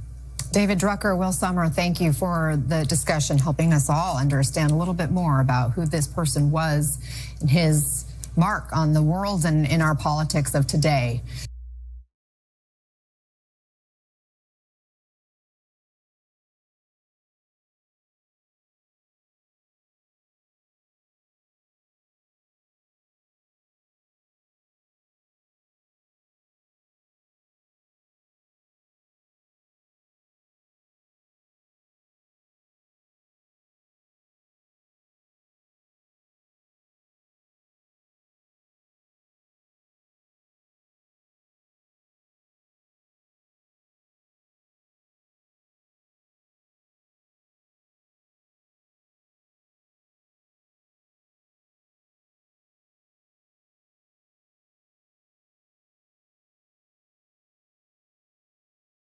I'd like to welcome in now Brandon Russen. He was at that event yesterday. He witnessed what happened.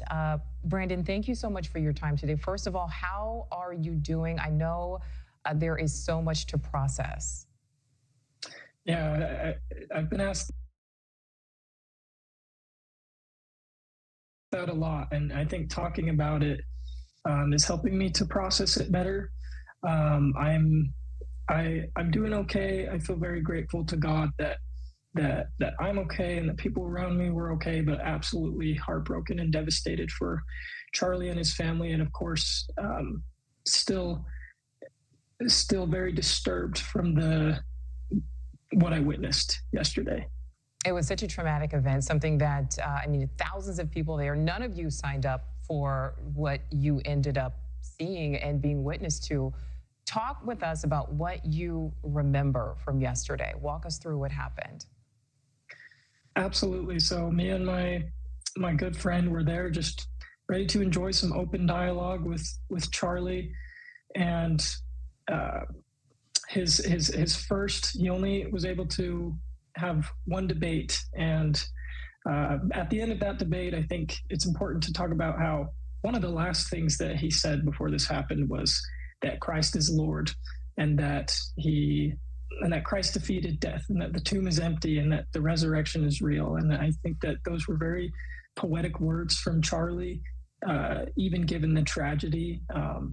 And it was after that another student approached him with a debate topic. As we know, it was a topic about mass shootings, and that's when the shot rang out. And for me, it seemed like everything was in slow motion, and it didn't really hit me that something horrible had just happened. Even after seeing the graphic nature of what happened, I didn't think it was real until we all dropped on the ground and began to panic. It was probably a minute after being on the ground that everyone received an adrenaline rush and started running to the buildings. I think partly because there was only one shot heard, and no one heard any more shots, and found that as a good time to go to safety. And that's what me and my friend did. Well, I'm glad that you were both able to get to safety. Brandon, did you realize the severity?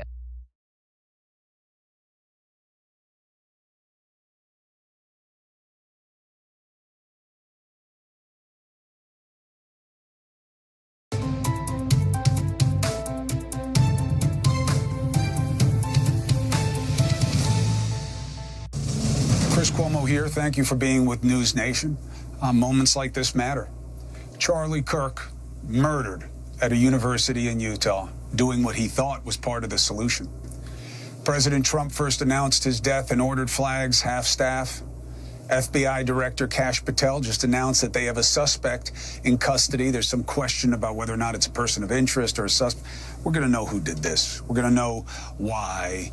And I don't even know that part really matters, and we'll talk about that. But I knew Charlie Kirk. I saw sides of him that were not his public persona. You know him as a digital big shot who helped organize young voters for President Trump and really helped get him elected, which made him a hero to some and a devil to others. But Turning Point USA made a difference. And then Charlie did something really special. He started going around the country telling students to prove him wrong. And he made debate and disagreeing without being disagreeable cool again. Black applicants to jobs are 50% less likely to get jobs if they have a black-sounding name. That's not even close to being true. That's not even close to being true. That is a literal. In fact, it's the opposite. I'm not going to argue your lived experience. I'm not going to know. See, now you have to listen to him under your rules because a black person is going to say you're wrong. I totally sympathize. That's not true. It's never the only choice to commit a crime, and we should not put up with it.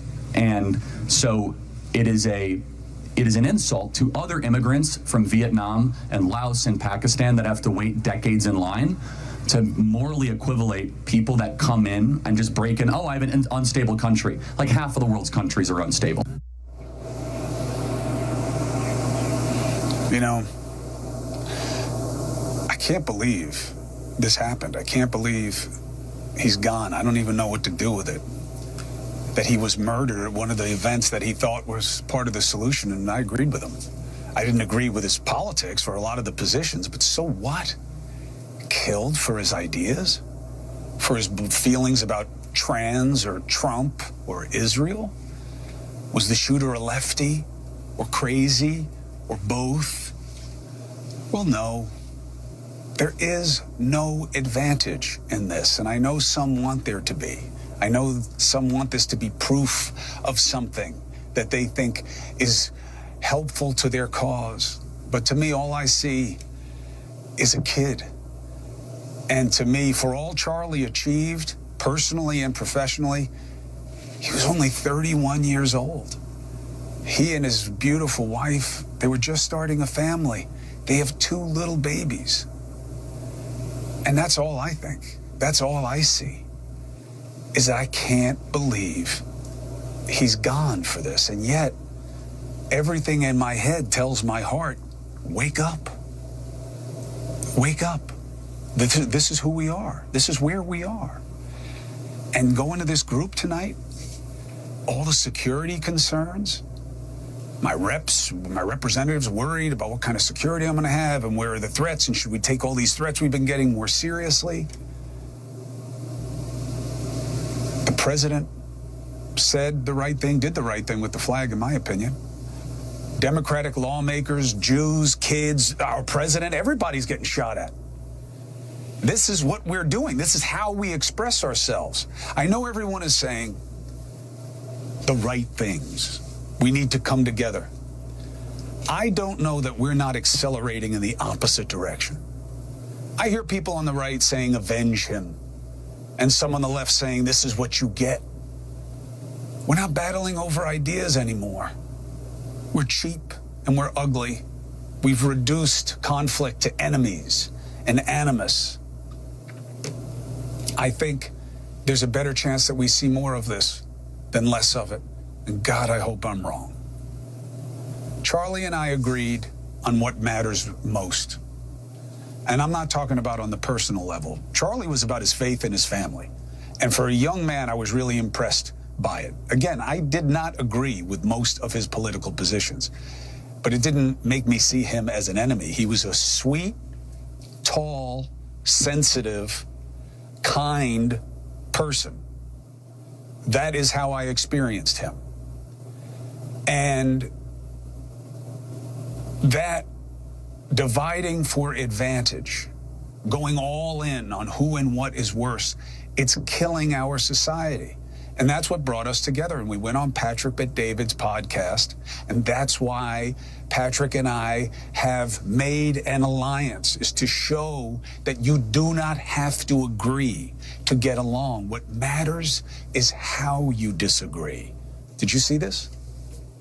I don't fault Charlie for campaigning and believing in Trump. I don't. I think it's very healthy for the democracy. I don't really care what Chris Cuomo's politics are. I think that it takes someone who loves truth to go to the DNC and remind the viewers that all those boxes up there are bought by corporate titans. I thought that was really good.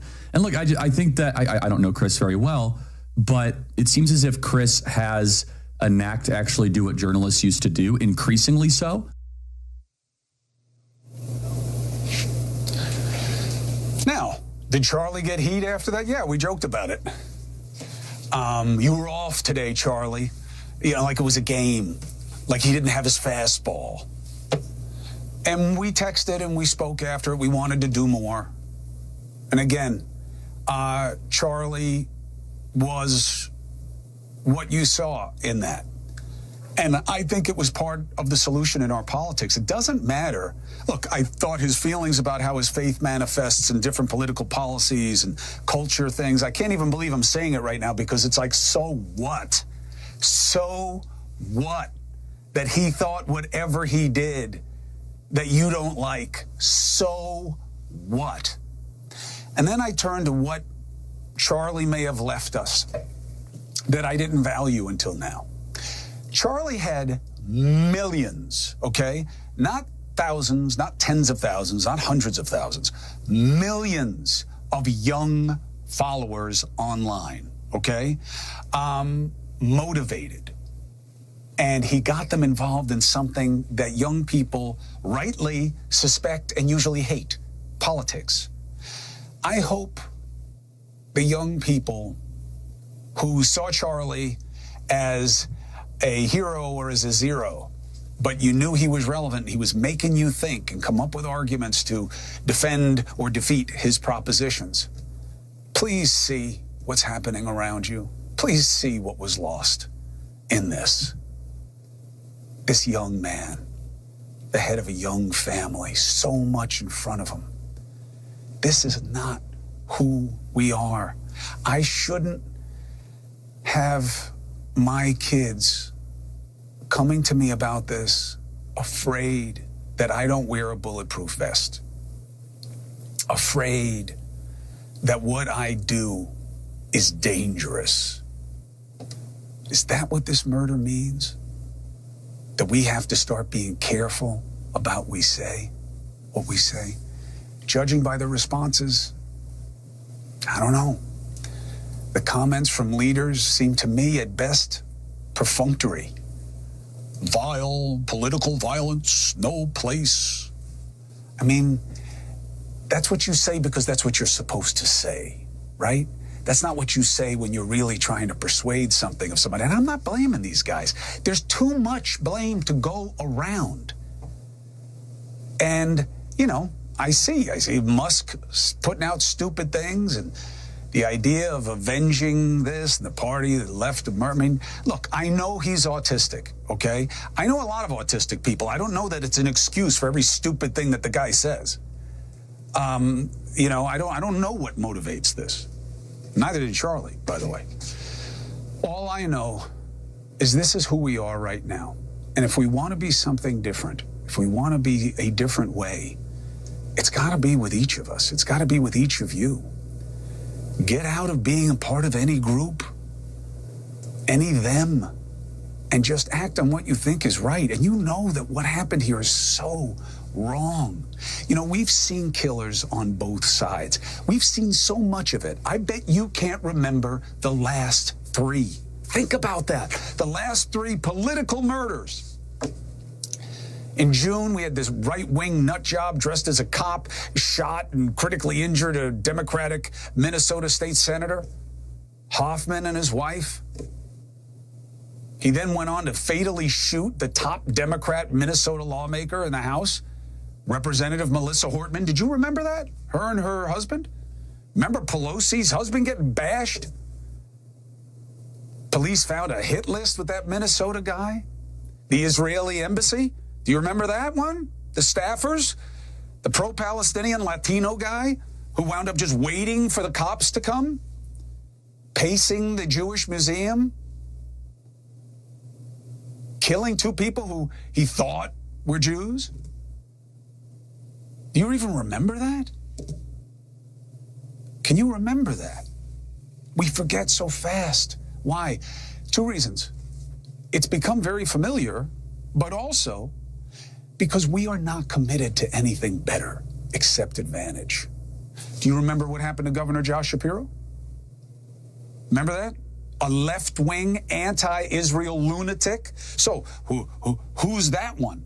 You know, what side wins there? Well, he attacked a Democrat, so it's bad for the right. Oh, but this guy's anti-Israel, and that's a far-left thing, so it's good for the right. Is that who we are? Is that where we are? So I don't know what to say to you about the virtue that we must reclaim.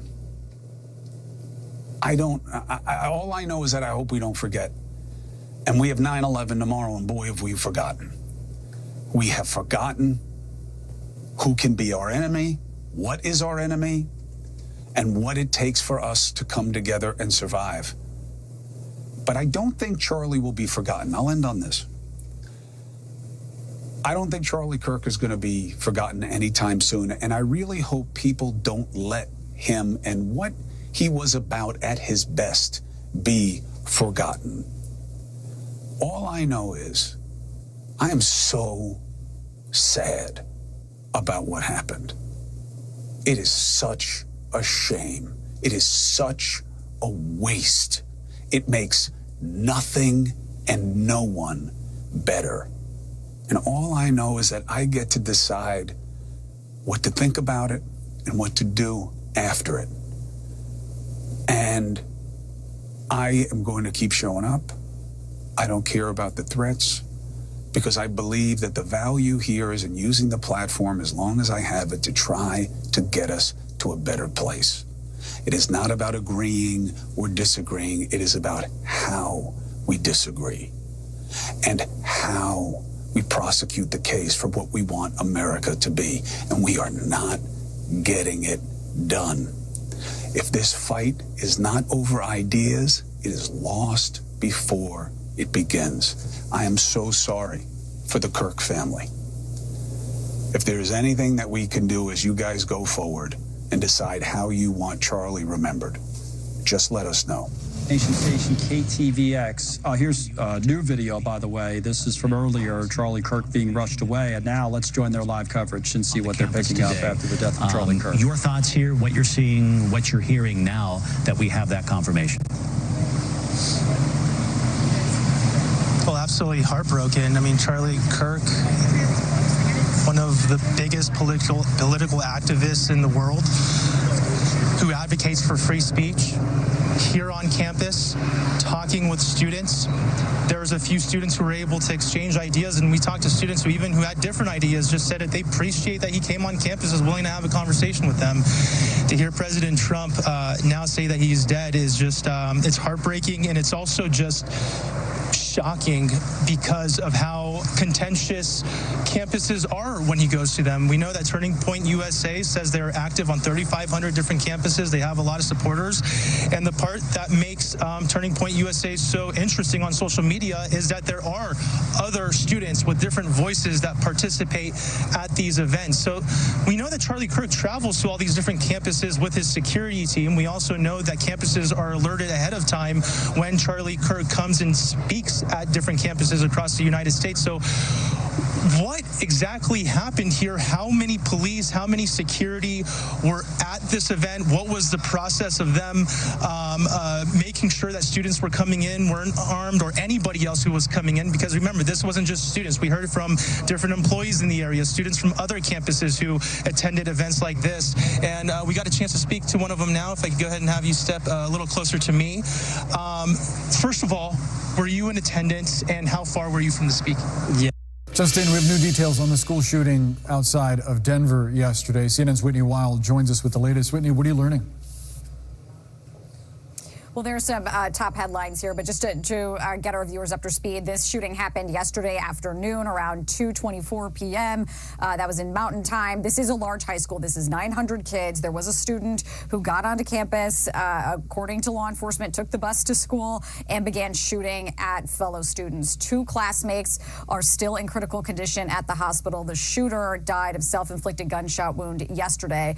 Here are the latest updates, Boris. They have now identified that shooter as 16-year-old Desmond Holly. Again, they say he was a student at Evergreen High School. This is about 45 minutes west of Denver. The spokeswoman for this area, this is the Jefferson County Sheriff's Office, spokeswoman Jackie Kelly, made the point that this shooter appears to have been a blend of a targeted but somewhat random shooting. And she said that because what they understand about how this happened was the shooter went into the school and began shooting many times. I mean, she could not even give a definitive number of how many times the shooter shot, saying only that the shooter was using a single revolver handgun and reloaded multiple times. And when asked how many times the shooter shot, she simply said, a lot. Right now, law enforcement is commending the actions of both the students and teachers who sadly know this routine very well. They had practiced it. They say that is the reason that so many lives were saved. Here's more from spokeswoman Jackie Kelly. The students and the staff at the school were amazing.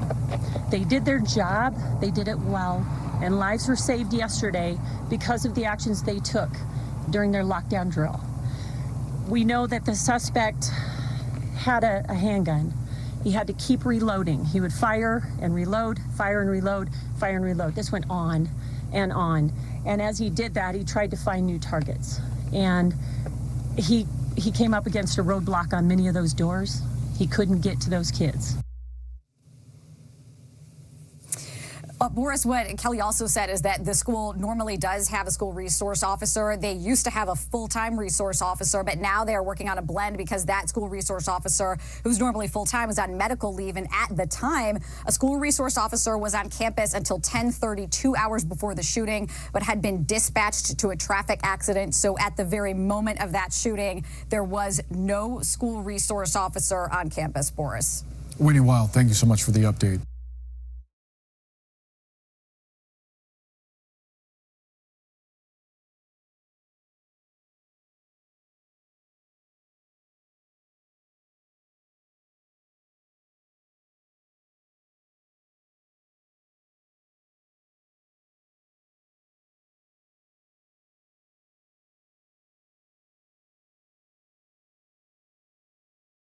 The manhunt is in full force for the shooter who assassinated firebrand conservative activist Charlie Kirk. Police say Kirk was shot from 200 yards away during an event at Utah Valley University, sending thousands of spectators running. Democrats and Republicans this morning calling for an end to political violence. We have live team coverage on the shooting and the reaction from Washington. News Nation's Xavier Walton has the latest from Utah Valley University. And Xavier, I mean, this is Utah's largest public university. It's captured on camera. How's the shooter still at large right now? Marky, good morning. I think that's the question that, everyone is trying to figure out. How is someone, the shooter,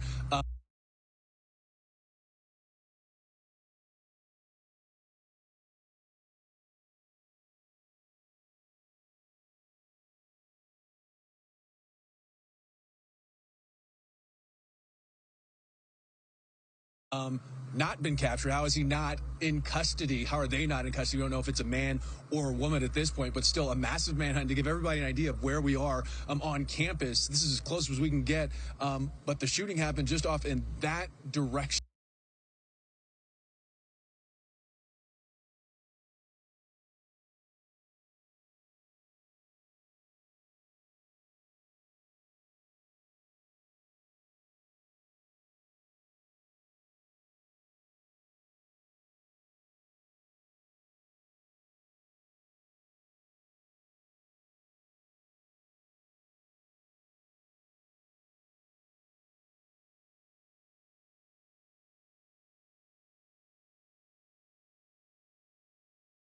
And if you're scared tonight for the country, so are we.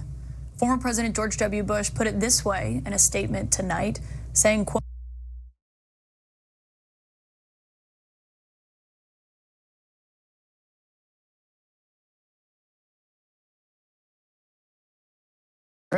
Yeah, John, it seems the manhunt could be tightening on the alleged shooter. As you noted, the FBI offering that $100,000 reward, asking for the public's help to identify this person of interest. And they tweeted that picture out. We can show you here.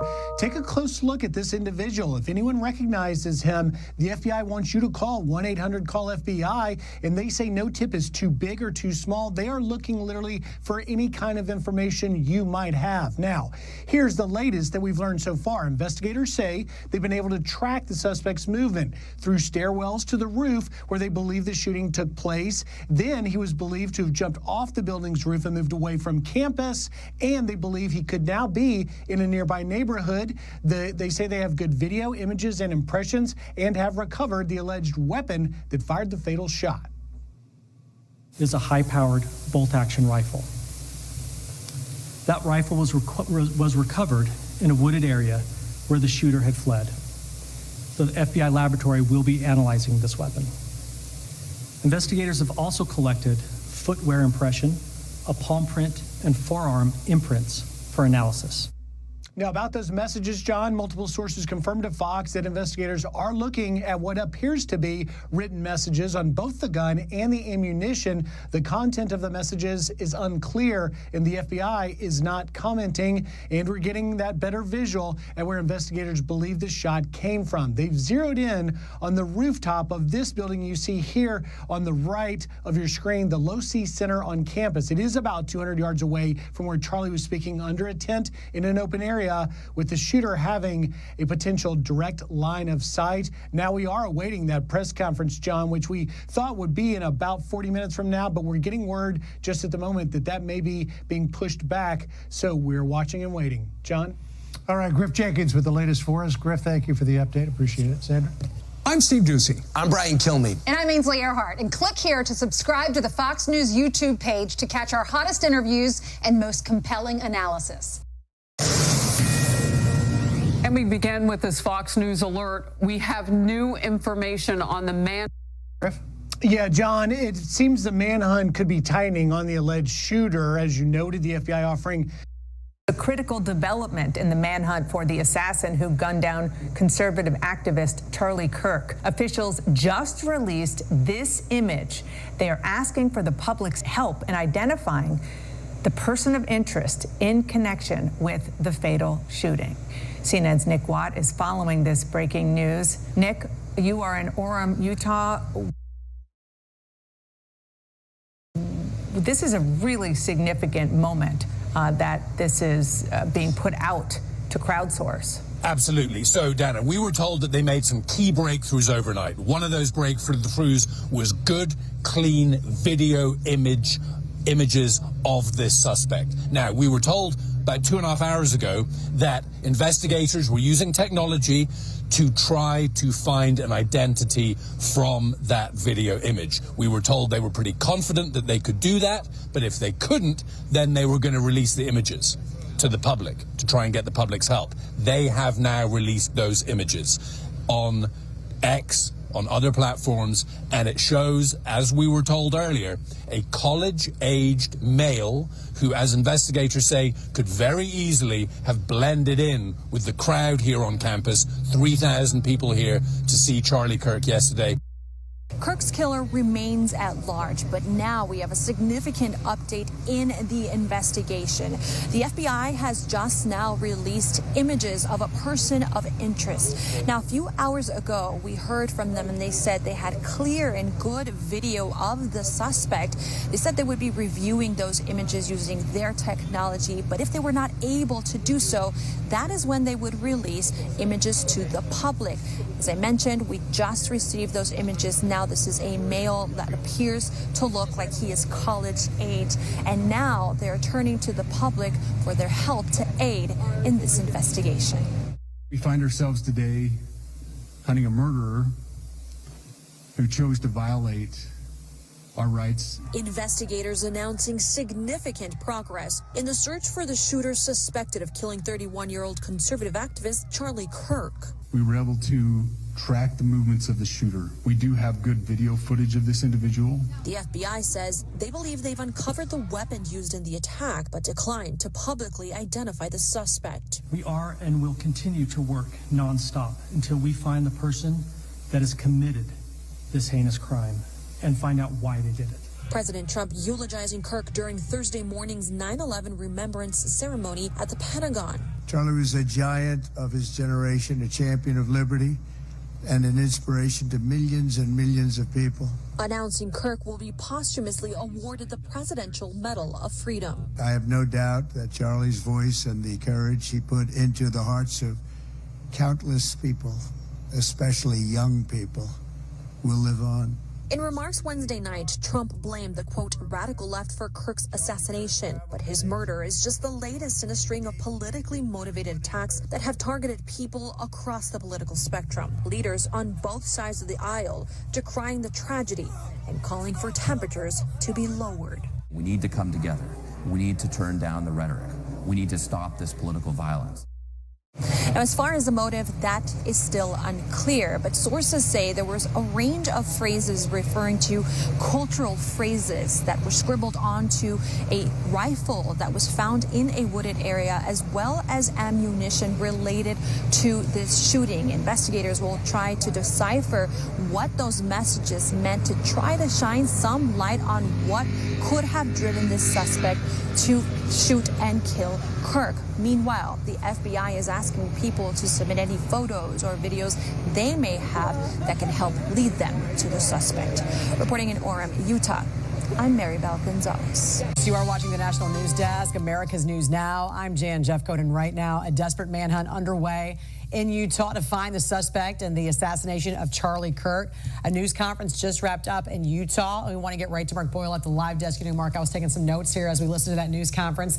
The FBI had some pretty big revelations, some new information about the suspect, a couple of things that stood out to me. We know the shooter came onto campus just before noon, and investigators were able to track his movements where he jumped off a building and ran into, and I say he, they didn't say if it was a he or she, right. The suspect ran into a nearby neighborhood, so they canvassed that neighborhood going door to door. But one thing I thought was interesting, Mark, was that they said they had a clear picture of that suspect, but they were not going to release it, which makes you wonder if they're close to closing in on a person. What else have you learned? Well, clearly they don't want to tip off everyone just yet. They have these images. If it's not from the closed circuit TV on campus, it will be from those Ring cameras, as you talk about in the neighborhoods, Jan, because he went through a neighborhood and everyone has those cameras now. The newest information from the FBI news conference is that they have those pictures. They know who the suspect is. They have not made them public yet. If you missed the briefing, here's part of what the FBI just gave in terms of the update. The suspect blended in well with a college institution. And we're not releasing any details right now, and we will soon. But right now we're not. But that individual appears to be of college age. So that's new as well, believed to be of college age. Here's the latest information on your screen. This was just put together. So they have the high-powered bolt-action rifle recovered. That's the direct verbiage from the AP. So they found the gun. The Ring camera shows the suspect in the neighborhood. That will be key. 11:52 a.m., walked up the staircase and then onto the roof. So we now have that confirmed that, in fact, the shooter was on the roof. After the shooting, they say he jumped off and then ran to nearby neighborhoods. This all happened at the Utah Valley University there in Orem, Utah. That's where Charlie Kirk had been speaking at a campus event attended by maybe 1,500 to 2,000 people is the estimate right now. As he was speaking, that shooter, one shot, came out from the roof and hit Charlie in the neck. We're going to show you some of that video right now, warning you it is disturbing to watch. Counting or not counting gang violence? Oh my God. And then take a look at this video here. This is of Charlie's security team. They were holding him there. 6 or so men walked him, ran him to that SUV, that was his personal SUV, and then rushed him to a nearby hospital. He died a short time later. The governor of Utah came out immediately talking about vowing to get to the bottom of this tragic event. Charlie Kirk was a conservative activist. He brought in a large portion of the younger generation into the party. I want to show you a clip now, let you listen. This is from the 2024 Republican National Convention. To all the Gen Zers watching this convention on TikTok right now, I have a message just for you. You don't have to stay poor. You don't have to accept being worse off than your parents. You don't have to feel aimless and unhappy. You don't have to support leaders who lied to you and took advantage of you for your vote. America's future is a series of choices. Our current state of slow motion national decline is a choice. This November, we're going to choose success. We're going to choose to put the future of Americans first. President Trump did order all flags be flown at half-staff until Sunday in his honor. We're following this breaking news as new information comes in this morning on the manhunt for the suspect. The person who killed Charlie Kirk continues. To my great fellow Americans, I am filled with grief and anger at the heinous assassination of Charlie Kirk on a college campus in Utah. Charlie inspired millions, and tonight, all who knew him and loved him are united in shock and horror. Charlie was a patriot who devoted his life to the cause of open debate and the country that he loved so much, the United States of America. He fought for liberty, democracy, justice, and the American people. He's a martyr for truth and freedom, and there's never been anyone who was so respected by youth. Charlie was also a man of deep, deep faith, and we take comfort in the knowledge that he is now at peace with God in heaven. Our prayers are with his wife, Erica, the two young, beloved children, and his entire family, who he loved more than anything in the world. We ask God to watch over them in this terrible hour of heartache and pain. This is a dark moment for America. Charlie Kirk traveled the nation, joyfully engaging with everyone interested in good faith debate. His mission was to bring young people into the political process, which he did better than anybody ever, to share his love of country and to spread the simple words of common sense. On campuses nationwide, he championed his ideas with courage, logic, humor, and grace. It's a long past time for all Americans and the media to confront the fact that violence and murder are the tragic consequence of demonizing those with whom you disagree day after day, year after year, in the most hateful and despicable way possible. For years, those on the radical left have compared wonderful Americans like Charlie to Nazis and the world's worst mass murderers and criminals. This kind of rhetoric is directly responsible for the terrorism that we're seeing in our country today, and it must stop right now. My administration will find each and every one of those who contributed to this atrocity and to other political violence, including the organizations that fund it and support it, as well as those who go after our judges, law enforcement officials, and everyone else who brings order to our country. From the attack on my life in Butler, Pennsylvania last year, which killed a husband and father, to the attacks on ICE agents, to the vicious murder of a healthcare executive in the streets of New York, to the shooting of House Majority Leader Steve Scalise and 3 others, radical left political violence has hurt too many innocent people and taken too many lives.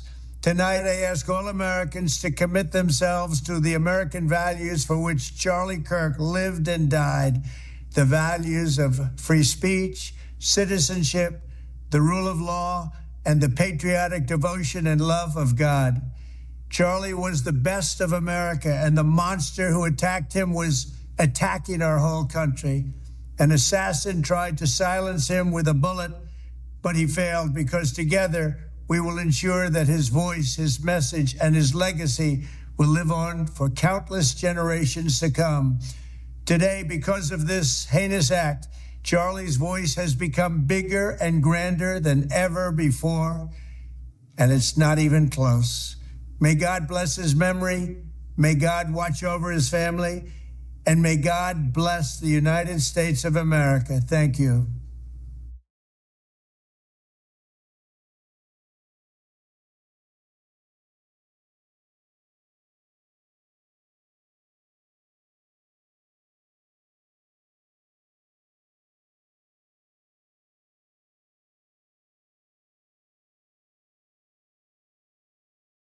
I don't even know how to start this, because it's just beyond devastating. Our hearts, of course, go out to the family of Charlie Kirk, who was shot and killed yesterday on a college campus in Utah. In the wake of his death, politicians from both sides of the aisle spoke out against the violence and urged Americans to come together. Take a look. It is unfortunately emblematic of how our politics is being conducted today. Political violence is not a solution. It is not an answer to disagreement over policy. This is detestable, what's happened. Political violence has become all too common in American society, and this is not who we are. It violates the core principles of our country. The assassination of Charlie Kirk risks an uncorking of political chaos and violence that we cannot risk in America. We cannot risk it. All of us have got to work together and de-escalate the hate and the rhetoric in this country. And remember, we're Americans, and you can disagree in a way that doesn't end in a horrible way today did. I mean, isn't a fundamental part of being an American that we are able to express our opinions to each other without fear, without this kind of horror happening, and it seems to be something we have been seeing more and more of. And it's not even left or right, it's just people being taken out because of their beliefs or their thoughts. I mean, Alyssa, you knew Charlie Kirk. I did. I didn't know him well, but I've known him over the years. And today, my heart just breaks for his young wife, Erica, their 2 kids. I think we have a picture he posted recently of his family. Listen, regardless of your politics, we have got to get to a place in this country where we see people we disagree with not as our enemies, but as fellow Americans with different viewpoints that we are willing to engage. And for people who aren't familiar with Charlie Kirk, he was and even saying was just feels weird today, but an incredibly influential young activist on the right. He started an organization, Turning Point USA, has over 250,000 members nationwide. They're on over 3,000 college campuses. And this is gonna hit young Republicans really hard because he made them feel like when they were the lone conservative voice on campus or they were one of the only Republicans, it was okay to speak up and say their viewpoints. And that is a feeling that is gonna be felt really deeply. I hope it doesn't have a chilling effect whether you're left or right on your ability to speak your mind. I know the one thing we all agree about on this table, we all share our viewpoints, and we should be able to do that without fear. Well, that's our bread and butter here, so of course it's very important. I agree with everything you're saying. And also, although we don't all align with his views, what I deeply aligned with was he said, when we stop talking, that's when things get bad. The irony of a man who would go across the country to college campuses, that's the pinnacle of thought differences. It's where you're supposed to have conversations, would go, and his series was called Prove Me Wrong. He would talk to people openly who disagreed. It's what we try to exemplify every day and say, this is what we need more of. So the irony of being violently killed while saying those words of what we need more of in this country, I know all of us agree on that part, as there's never a place for political violence. That's the thing. It's this man was 31 years old with 2 children, I think ages 1 and 3, a family man, a wife. Now these children will grow up without their father. This woman will grow up with, grow old without her husband. This country, there's just no place for this kind of violence in this country. I am heartbroken over it. I cannot believe that someone would kill another person because they were speaking their beliefs. This is antithetical to who we are as Americans. The First Amendment is the First Amendment for a reason. We should be able to voice whatever opinions we have. This particular political climate that we're in is not unfamiliar to me, being of the age that I'm at. In 1963, Medgar Evers was assassinated. In 1963, JFK was assassinated. In 1965, Malcolm X was assassinated. In 1968, Martin Luther King was assassinated. And in 1968, Robert Kennedy was assassinated. And we lived through all of that. It was a turbulent time I was very young. I think it's one of the reasons I got married so young, to tell you the truth. It was such a scary time. You kind of clung to each other, and I'd like to be positive about it. I think we did get out of it. The country survived it. We got better. I think we will again. We're having a traumatic period right now. Well, when you think of all of the things that we've seen, the attempted assassination of Donald Trump, we saw the aggressiveness when they went after the assault. On Paul Pelosi, the 2 the couple in Minnesota. This is not the way we do it. This is not the way we do it. And we say this every time, but somehow it's not resonating. And I hope that young Republicans never forget that they have a voice. It's already been proved. They have a voice. We all have voices. We should never, ever be afraid. It's beyond.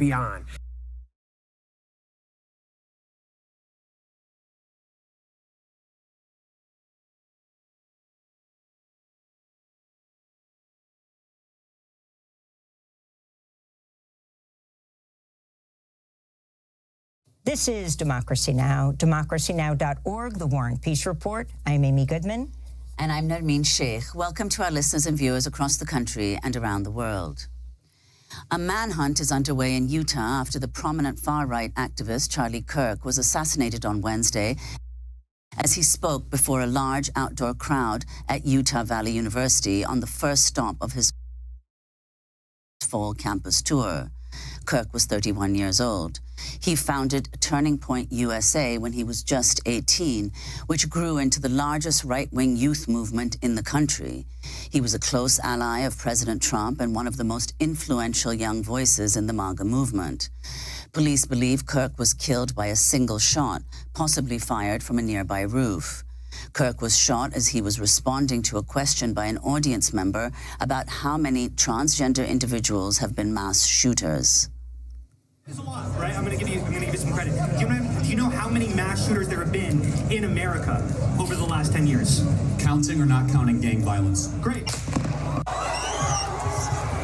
Police have not yet identified the shooter, but on Wednesday night, President Trump blamed the shooting on, well, what he called the radical left. It's a long past time for all Americans and the media to confront the fact that violence and murder are the tragic consequence of demonizing those with whom you disagree day after day, year after year, in the most hateful and despicable way possible. For years, those on the radical left have compared wonderful Americans like Charlie to Nazis and the world's worst mass murderers and criminals. This kind of rhetoric is directly responsible for the terrorism that we're seeing in our country today, and it must stop right now. My administration will find each and every one of those who contributed to this atrocity and to other political violence, including the organizations that fund it and support it, as well as those who go after our judges, law enforcement officials, and everyone else who brings order to our country. During his address, Trump referenced several other attacks on public figures, including attempts on his own life, but made no mention of any Democratic politicians who've been the target of political violence. The shooting of Charlie Kirk comes less than 3 months after a Trump supporter assassinated Democratic state lawmaker Melissa Hortman and her husband in their home. Meanwhile, a number of prominent right-wing figures are already calling for Trump to target left-wing groups. Elon Musk wrote on X, quote, "The left is the party of murder." The Manhattan Institute's Christopher Rufo wrote on X, "The last time the radical left orchestrated a wave of violence and terror, J. Edgar Hoover shut it all down within a few years. It's time, within the confines of the law, to infiltrate, disrupt, arrest, and incarcerate all of those who are responsible for this chaos," end quote. Meanwhile, the far-right influencer Laura Loomer also wrote on X, quote, "The best way President Trump can reinforce Charlie's legacy is by cracking down on the left with the full force of the government. Jail every single leftist who makes a threat of political violence. We can't allow for these people to live among us in society." These comments come despite evidence the vast majority of political violence in the United States is committed by the far right. Last year, a unit of the Department of Justice published a major study on domestic terrorism. It found, quote, "Since 1990, far-right extremists have committed far more ideologically motivated homicides than far-left or radical Islamist extremists, including 227 events that took more than 520 lives," unquote. We're joined now by Jeff Sharlet, who's written extensively about political violence. He's journalist, author, and professor of English and creative writing at Dartmouth College. His latest book is The Undertow: Scenes from a Slow Civil War. His most recent post on Substack is The Struggle is Long. Thank you so much for joining us, Professor Jeff Sharlet. First, if you can respond to this horrific moment yesterday, as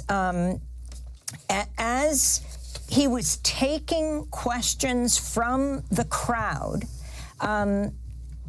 the assassination, one bullet to the neck. Talk about your response. I think we're in a moment of great peril. The minute I heard this, spending the time that I do amongst right-wingers and reading right-wing media and fascist media and understanding their imagination of the moment, which is, look, I'm not going to take away that they've lost one of their own, and I don't doubt some of them mourn him, but you also see a certain amount of glee rippling through that world. The language that I keep seeing is the gloves are off, everything's on the table. It's on, now it's time to do it, right? So there's a sense in which rather than mourning their fallen comrade, they're seeing it as, some are seeing it as a license to further escalate political violence. Well, Jeff, Charlotte, if you could just provide some broader context, explain who Charlie Kirk was and the kind of extremely broad influence that he had. I mean, some have commented that, in fact, he was more important for Trump than some of his cabinet secretaries. Yeah, I really think this is, he's one of the great underestimated figures outside right-wing organizing circles, and that's because he had a 3-hour daily, a 3-hour talk show. He had a bigger presence on TikTok than most political figures. And so he was misunderstood as an influencer, and he was that. But primarily and fundamentally, what he was an organizer, and a very, very effective one. Political analysts quibble over how essential he was to swinging so much of the youth vote to Trump. But there's no question that he was a huge, huge part of it. And he did that by transforming far-right youth politics in America. The previous organizations had always been built around ideology, rather it was a kind of a William F. Buckley conservatism or libertarianism. And Kirk's insight was absolute devotion to the great leader, cult of personality, a central tenet of fascism. His politics would change. His enemies were Trump's enemies, whoever that was that day. He was in so many ways, and I think Trump viewed him as the son he really wanted to have. A figure of tremendous influence, and I think that's important for us to understand, because the scale of the right-wing reaction is going to correlate with that. Professor Charlotte, talk about Turning Point USA. What is the significance of this organization and his role in building it? So he founded it in 2012, and at the time he was kind of a Tea Party Republican. 18 years old, right? Yes, he was a young guy. He decided to drop out of college.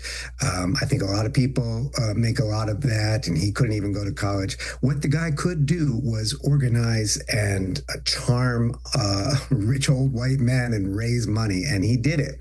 And he grew and grew it, and then took a turn toward Christian nationalism. It had originally been largely secular. It had originally been somewhat indifferent to or agnostic on LGBTQ plus rights, but he would see the moment. He was very good at, like his hero Trump, at sort of tacking ever rightward wherever the current would take him. He built it to this behemoth that has chapters on hundreds and hundreds of college campuses. I think it's worth noting, because you're seeing some people saying, well, I disagree with what he said, but he was a champion of free speech. He died debating. Look, the fact that he was murdered doesn't change the fact that he also he was an opponent of free speech. There's no other way to cut it for a man who created something called Professor Watch List, School Board Watch List, to name and frighten people from teaching, who advocated restrictions on what school teachers could teach, who called for, and there's a clip you can see online, who called for the televised public executions. And he had a pretty broad category in mind, but what was was really chilling was he wanted this to be required viewing for children. And you can look at this clip and you can see his colleagues, they're sort of trolling, but Kirk again and again pulls it back to seriousness. And he says, no, this isn't a joke. This has to be a holy experience, a teaching experience for children, watching enemies be killed. That is not a champion of free speech. Jeff, Charlotte, his main issues are immigration, women's rights, abortion, gun control, a major one, as you talked about. He repeatedly praised the Second Amendment. This is going back to April 2023. Never live in a society when you have an armed citizenry and you won't have a single gun death. That is nonsense. It's drivel. Wow. But I think it's worth it. I think it's worth to have a cost of, unfortunately, some gun deaths every single year so that we can have the Second Amendment to protect our other God-given rights. And this is Charlie Kirk speaking on his podcast in June, discussing mass deportation, what he called Project 10 Million, which would launch a soft civil war, he said, in the United States.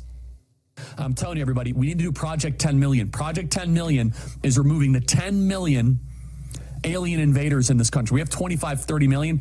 10 million is going to be a big number in 4 years, which is basically going to launch a soft civil war in the major cities. That's why what's happening in New York is so important, which we'll talk about later in the show. That's why what's happening in LA is so important.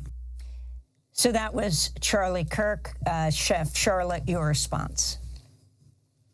Yeah, you said his big issues and you gave a list. I would say his big issue was singular. It was whiteness. And he would express it in any number of different kind of ways. When he spoke of immigration, he was a subscriber to the conspiracy theory known as the Great Replacement theory. And he was explicit in his very old school anti-Semitic ideas that mysterious Jewish donors were funding an effort to de-whiten America. He was radicalizing even further rightward before his eyes. Until 2023, he would praise MLK. Afterwards, he started calling the Civil Rights Act one of the great wrongs of American life. And he would engage in openly racist talk, saying that I don't even like to give it voice, but saying that Black women didn't have the mental processing power to hold these positions of responsibility. And if you saw one in such a place, she had stolen that job. Again and again, it came into whiteness, and he clothed it in a Christianity that was unrecognizable to so many Christians of real faith. It was an extreme language, and as with Trumpism in general, it was mutating and moving ever rightward right before our eyes. So, Jeff, you wrote right after the shooting, soon after the shooting yesterday, Wednesday, you warned people not to celebrate. You wrote, if I have any credibility with you from 20 years of reporting on right-wing and fascist movements, please listen when I beg you not to celebrate Charlie Kirk getting shot. Don't celebrate it. Don't mock it. On the one hand, you saw quotes, tweets, people on social media doing that. On the other hand, this morning, you've commented on this piece, and I'd just like to read an excerpt. New York Times opinion columnist Ezra Klein writing this morning, quote, "You can dislike much of what Kirk believed, and the following statement is still true. Kirk was practicing politics in exactly the right way. He was showing up to campuses and talking with anyone who would talk to him. He was one of the era's most effective practitioners of persuasion. When the left thought its hold on the hearts and minds of college students was nearly absolute, Kirk showed up again and again to break it. Slowly, then all at once, he did. College-age voters shifted sharply right in the 2024 election," Ezra Klein wrote again this morning in the New York Times. So if you could comment on that. I mean, here's a really, to me, very simple fact. Murder is murder. You don't celebrate it. You don't need to mock it, but you also don't euphemize. You don't whitewash the dead. Kirk did not practice politics in the right way. He boasted of fomenting the J6 insurrection. As I said, he called for televised executions. He used the most vile language. He practiced a McCarthyism on campuses. This is not free speech. There is no need in speaking. We can speak against political violence without somehow twisting ourselves around to defend others who spoke for it. We don't have to imitate Kirk's violent rhetoric, and nor do we have to cover it up. We have to name it accurately. Accurately is what it was. We have to name the murder of Kirk accurately as what it was, an assassination, a murder. I said if my whatever 20 years reporting gives me any credibility, a whole lot of people told me it doesn't. We're in a moment where I understand the anger of people want to celebrate it. They think, I hear people saying, what more can fascism do? There's already troops in our cities. We're already there. And I say, there's more they can do. There's more that they've written of doing. And the struggle, I think, is to, at every step of the way, name as accurately the moment we are in, such that we can resist the tide toward full civil war that people like Charlie Kirk seem to be interested in pulling us into. And we're going to be talking about troops in the streets of the United States in just 1 minute. But Charlie Kirk was going to be coming to Dartmouth. Is that right, Jeff Sherlock? Just in the next few weeks. He was set up to debate Hassan Piker, and that was sold out immediately. Yes, and I have to admit I'm not teaching this term, so that was news to me. I don't have anything to say to that other than the recognition. Let's also not fool ourselves. I think there's a temptation to say, the only people he was able to pull onto his side were a few know-nothings. No, he was able to move a real youth vote. He was able to turn a lot of young people toward the right. Despite his racism, he managed to find a perverse way of fooling a number of young Black people into believing him. He was an effective organizer.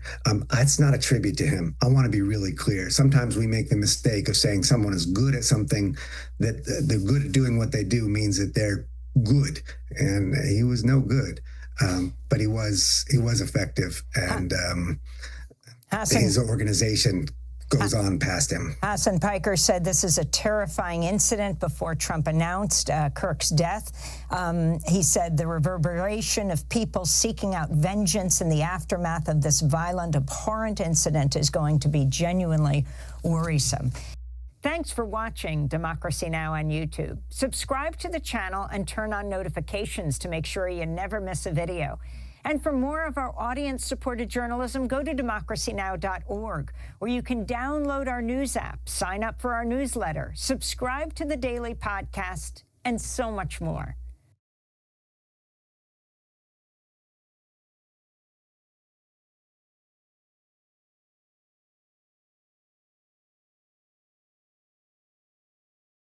California Governor Gavin Newsom signed legislation Thursday approving a special election in November that'll ask voters to approve a new partisan congressional map favoring Democrats. Lawmakers in Sacramento approved the measures a day after Texas's Republican-controlled House passed a new congressional district map designed to flip 5 Democratic-held U.S. House seats in the 2026 midterm elections. This rare instance of mid-decade redistricting came at the behest of President Trump. California Governor Gavin Newsom spoke Thursday. We got here because the President of the United States is struggling. We got here because the President of the United States is one of the most unpopular presidents in U.S. history. We got here because he recognizes that he will lose the election. Congress will go back into the hands of the Democratic Party next November. We got here because of his failed policies. Those are being exposed hour by hour, reinforced today by Walmart announcing they'll be raising prices because of the tax increases, because of the tariffs. Reminded every day by a slowing economy, growing mistrust, distrust all across this nation, across the board.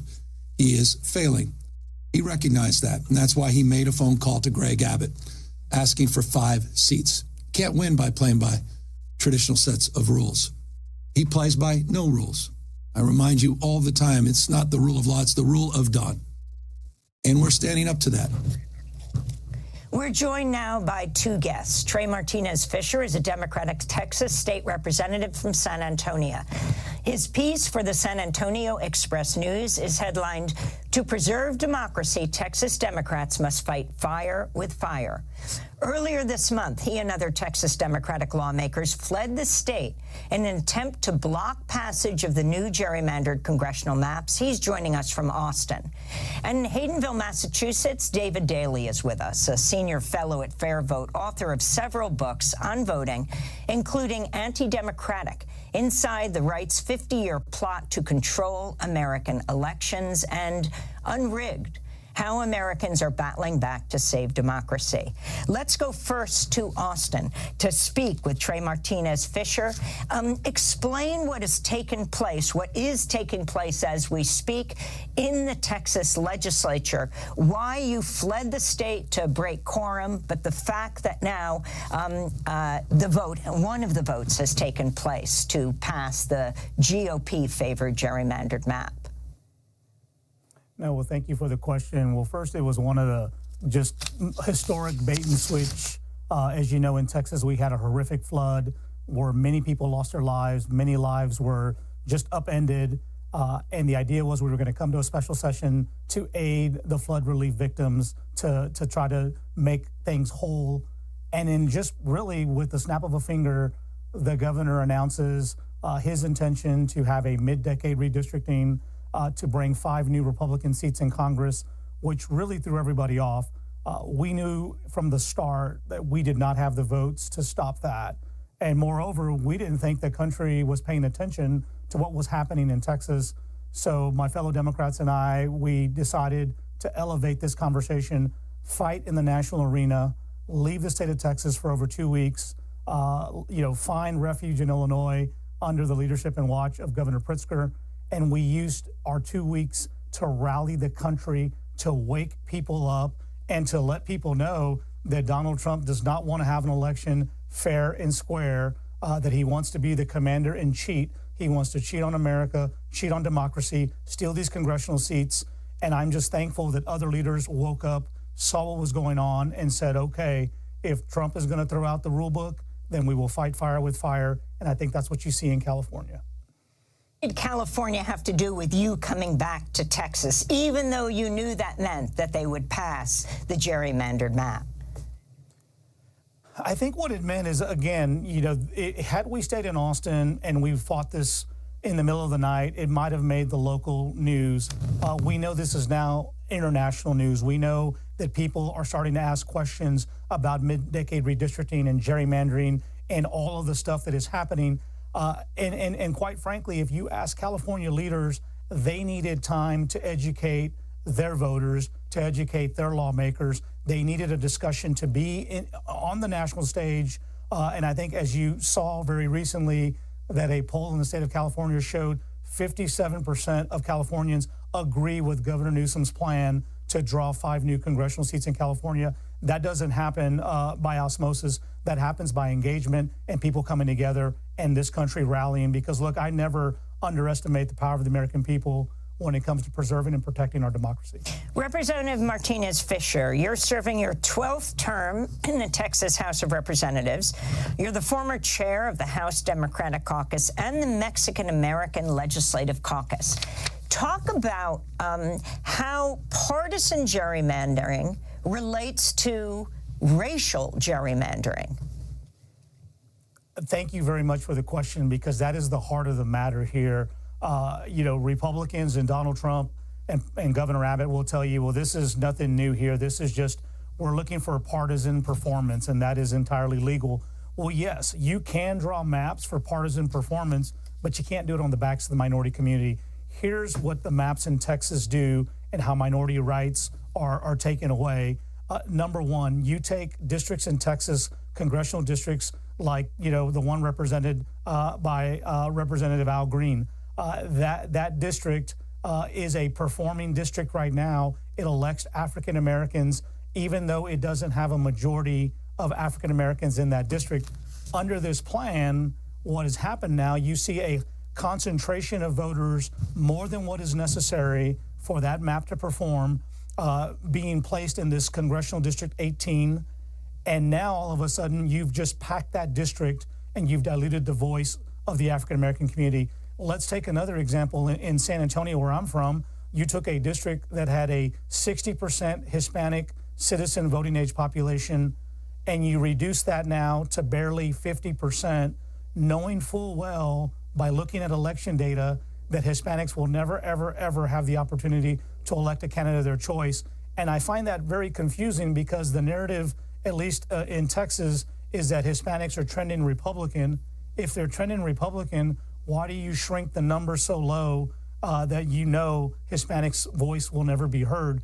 And and to do this, the way it's done in Texas is they cut precincts, and that's a little bit into the weeds, but you look at this map and over 400 precincts were cut. You can't cut a precinct by accident. You are laser focused, looking for people you want to keep, getting rid of those you don't, and that's how you rig an election, and that's how you decide an outcome before the first vote is cast. Let me ask you something. Could this backfire on the Republicans? Because you take very safe Republican districts and you have to absorb more Democrats to take away the power of the Democratic districts. But could this possibly backfire? I think it could backfire, and I think that's why you saw the Republican legislative leader in California say that he's not a fan of mid-decade redistricting. I think he even said when you fight fire with fire, you end up burning the whole place down. I do believe that Republicans are at risk, but I think that is a risk worth taking for President Trump, because the other side of the coin is maybe a Democratic House of Representatives that gets to ask questions of the executive branch, that has subpoena power, that has investigative power, probably a lot of risk for the president, and he'd rather give up his own Republicans in Congress just to protect his backside. And that will show you, what the stakes are and what he will do to win this election. I want to bring David Daley into this conversation. David Daley, who wrote the book Undemocratic, Anti-Democratic, Inside the Right's 50-Year Plot to Control American Elections, senior fellow at Fair Vote. Talk about this redistricting war. We're seeing what's happening in Texas, what's happened in now California, but this doesn't stop with these two states. That's exactly right, Amy. We are in the midst of a gerrymandering Armageddon, and it's going to start in Texas, spread to California, but it's not going to stop there. And that's really the challenge that Democrats face right now, because it's entirely possible that the Texas and California gerrymanders will cancel each other out. Now, both of these two redistrictings in the middle of the decade would be the most extreme manipulation of electoral maps in modern American history. But it's not going to stop there. This is about to spread to Republican-controlled maps in Ohio, in Indiana, in Missouri, in Florida, where Ron DeSantis has said he's looking at as many as 5 additional districts. I don't think he can get that many, but certainly 2 or 3 more in Florida. If Republicans want to keep going, they could go to Tennessee, Georgia, North Carolina, Kansas, Kentucky, New Hampshire. The problem for Democrats is that they have essentially maxed out the places where they can gain additional seats. In New York, Governor Hochul talking tough, talking about declaring war, but this is a war that she can't enter until 2028 because of the state's constitutional prohibitions on mid-decade redistricting. In Illinois, Governor Pritzker already signed a pretty gerrymandered 14 Democrat, 3 Republican map back in 2021. Be very difficult to squeeze out another Democratic seat there. In Maryland and Oregon, I don't think there's a lot left on this map for Democrats to claim. Republicans have got a lot more targets out there. This isn't going to stop. And it could get even worse next year if the U.S. Supreme Court, as we imagine, eliminates protections on majority-minority seats, shreds the remaining pieces of Section 2 of the Voting Rights Act, and allows southern states like South Carolina, Louisiana, Georgia, Alabama, Mississippi to go after majority black seats. This is the Calais case from Louisiana that the court will hear on October 15th. There's lots and lots of danger ahead here.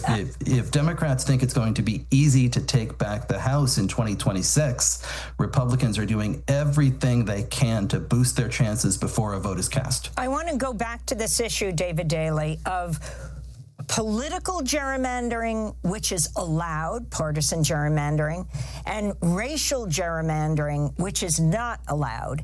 And if you can explain more fully the role of the Supreme Court and particularly the Chief Justice, John Roberts. Yes, and I think that really is the particular bitterness of this situation, is that we don't have to be here. We are here in many ways because John Roberts and the U.S. Supreme Court closed the federal courts to partisan gerrymandering claims back in 2019. This is a case from North Carolina called Rucho versus Common Cause. And what John Roberts said is that gerrymandering is just politics as usual, right? And what we're seeing in Texas, the most extreme manipulation of maps in modern American history, that's just politics as usual, says the Chief Justice. And he said this at a time when federal courts, judges appointed by presidents of both parties, were looking at maps drawn by both parties, by Democrats in Maryland, by Republicans in Wisconsin, Ohio, Michigan, and North Carolina. And they said, we have all the tools we need to go ahead and fix this. Roberts not only said no, but he closed the federal courts forever to these claims. So what he did was he incentivized the kinds of gerrymanders we saw back in 2021. He allowed for what is happening right now. He left voters completely naked in the face of these partisan power grabs. The Supreme Court really failed the country here. And I think it's worth pointing out that if Republicans had not stolen that seat, given that Democrats were able to appoint back in 2016, that this entire thing turns out much differently right now. That case comes out differently. What has happened at the U.S. Supreme Court has accelerated and incentivized this entire anti-voter summer that we are seeing right now. I want to go to another issue, David. President Trump said Monday he'll soon sign an executive order to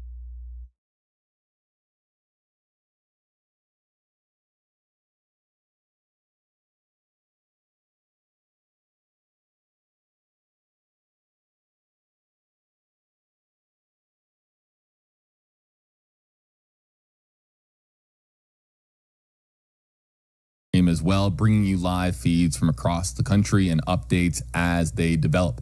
It's good to have you with us. We wish under better circumstances. This is obviously a story that people around the country, around the world are following, the latest with Charlie Kirk. I'm going to bring down the very latest here that we have from multiple sources and communicate that to you on stream. We're also going to bring in your comments, your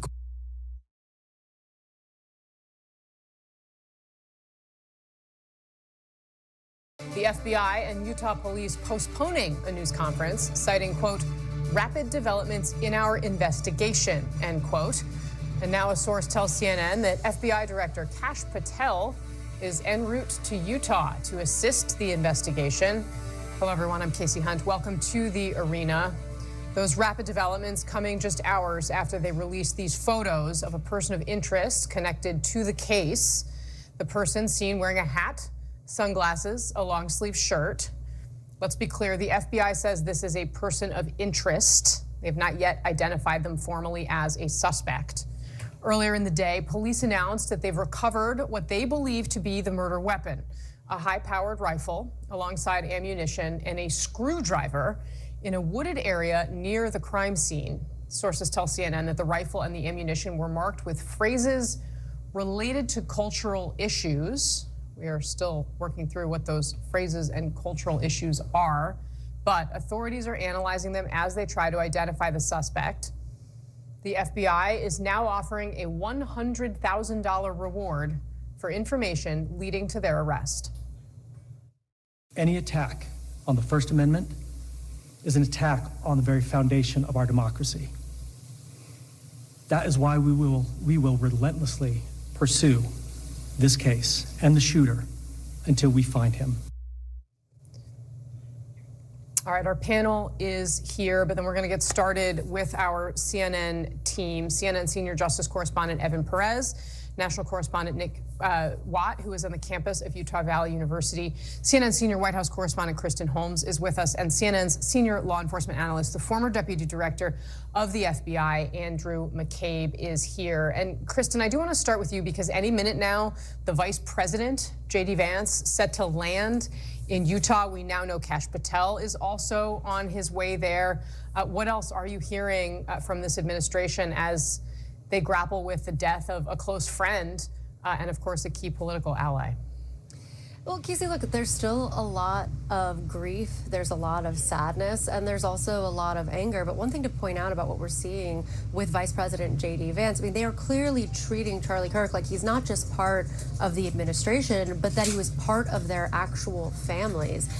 Vice President J.D. Vance was supposed to be in New York on 9/11 to commemorate that. Instead, he flew to Utah while there is an investigation into a assassin who targeted a conservative activist, a friend of his, who is still on the loose, so not ideal security-wise, to meet with Kirk's family and then bring Kirk's body back to Arizona, where he is from, on Air Force Two. You obviously are seeing this enhancement from the FBI, bringing out the director to have him on the ground as well. They are treating this in every aspect as though Kirk was a member of their own family, and in some ways, when you talk to these administration officials and these Trump advisors, they feel like he was. They do feel this sense of loyalty to one another, a very small, tight-knit group of people who has been with Trump for so many years, and they believe that Kirk was part of that. So that's why you're seeing such a difficulty with this White House as they grapple with this. We just heard from Susie Wiles, the chief of staff. She did an interview with Scott Jennings on his radio show where she said she talked to all of them last night, all of the staffers, saying, go home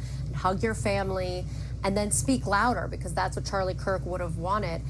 This is hitting them all very hard, and it's something that I'm talking to a number of these Trump advisors who say they're still processing it. No, of course, incredibly difficult to grapple with on so many levels for them. Evan Perez, the news conference that was scheduled for this afternoon was postponed because of these, quote, rapid developments. What might that mean? What are your sources telling you about the investigation? Well, we know right now that there's still no arrest. And so whatever rapid developments are, do not involve an arrest. And so the FBI is still grappling with really trying to get the public to provide tips. That's the reason why you've seen those new images. I think there was a debate behind the scenes because, you know, investigators tend to want to keep these details to themselves while they work the investigative details, the evidence that they have at hand. But it might be an indication that they really have run out of those, and so they need the public to provide more tips. And so that's where we're at. The biggest piece of evidence right now so far is really the firearm that has been recovered.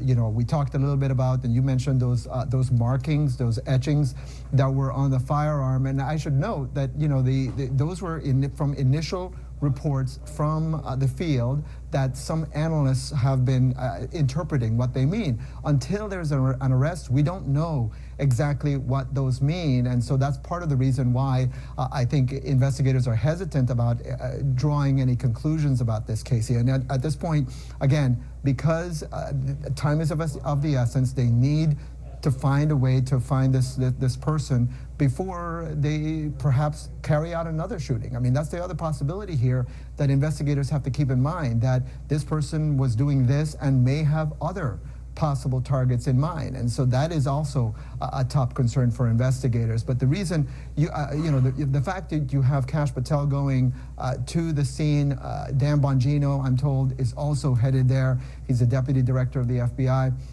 What it tells you is that this is a high priority for the FBI, for this administration, and it's for those reasons that Kristen just laid out there just a couple of minutes ago.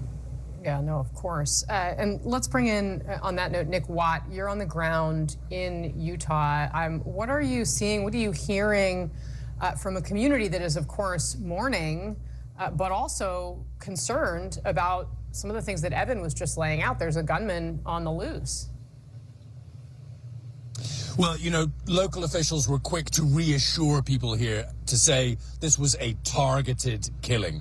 They don't believe that the public is at risk. Now, listen, before Charlie Kirk came here, this campus was divided. A lot of people didn't want him to come. There was a petition trying to stop him coming. Now, this campus, although it's not in session, these students are kind of united in their condemnation of violence. It's been an interesting morning. It's now, by the way, 24 hours plus since the shooting. First thing this morning, we were told there were some key developments overnight. We were told that they had this good video of the suspect, that they were using technology, and they were very confident that they were going to extract an identification, an ID from that video. A couple of hours later, they clearly hadn't managed to do that, and that's when they released these images. Then we had this press conference that was supposed to happen about an hour ago, postponed because of rapid developments, then the $100,000 reward. Meantime, there are local officers as well as federal agents combing the area to the north, to the other side of this campus, which is where officials say this suspect fled. They are going door to door asking for ring camera video. They are trying to piece together his movements. And as the FBI special agent said this morning, we don't know how far he's gone. And remember, it's been 24 hours. So, we were inside the campus building earlier, and it was interesting to see some of the aftermath of the reaction. Of course, people are conditioned when they hear a gunshot to believe that there are going to be more. I was walking through inside the building, and you could see a banana peel, a half-empty bag of chips, people who had just left their stuff and run. There were chairs knocked over. You could see the aftermath of that panic. Meantime, as you say, there is thoughts for the family, who we are now told Charlie Kirk's wife and children were actually here. There is a small memorial, and as you say, Charlie Kirk's body will be taken from here in Utah to Arizona later. So shock, and as I say, a community that was divided over whether Kirk should come, now pretty much united in the belief that he should not have been killed. Back to you. Nick, can I also ask you about this spot shadow video of someone on the roof from yesterday? What do we know about that? Yeah. Well, nothing further. I mean, you can see it was shot from inside a building right after the shot was fired, and you see this dark figure running across the roof. Now, that roof, we saw police tape up there later. We believe that that is the position from which the shooter loosed off that one round that killed Charlie Kirk. About 150 yards, clear line of sight across one other roof. Then local officials tell us they believe that this gunman turned, ran, jumped down from the roof, and as I say, fled through the neighborhood to the north. That is where they found this weapon. That is where they are concentrating all of their investigations right now. Multiple different locations. We've been told that they basically, the crime scenes are dependent on where the victim and the suspect traveled. And they have managed to put together a bit of a timeline. They now say that the suspect arrived just off campus 11:52. The Charlie Kirk event started at 12. This is all local time. 12:20 is when that round was fired. And, you can see from the image, as we were told this morning, that this suspect is college age and, as we were told, could easily have blended in with the 3,000 or so people who were here on this campus to listen to Charlie Kirk and to debate with Charlie Kirk. So that is the focus right now, this photo and anything that they can find in that neighborhood over there. But listen, as I say, the FBI, the last we heard from them, they said, we don't know how far he's gone. 24 hours plus now.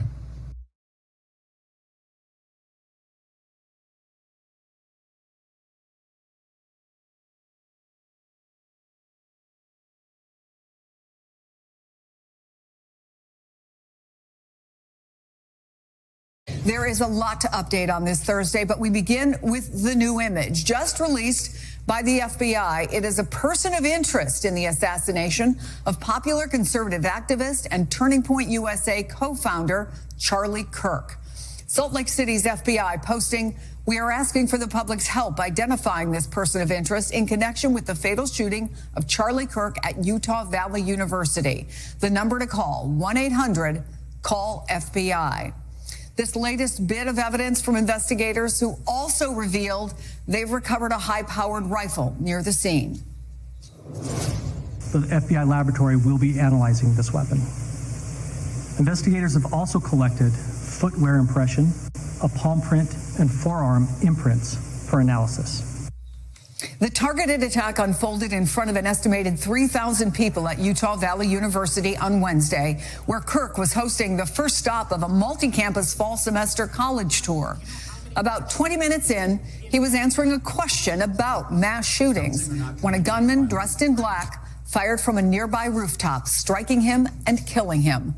Kirk was 31 years old, married. He has 2 young children. NBC's Aaron Gilchrist is reporting from Orem, Utah. Also with me, former FBI supervisor and MSNBC national security and intelligence analyst Rob D'Amico, retired U.S. Secret Service supervisory special agent Robert McDonald, and here with me in studio, NBC News national law enforcement and intelligence analyst Tom Winter. Investigators, Tom, say they are confident in their ability to track down the killer.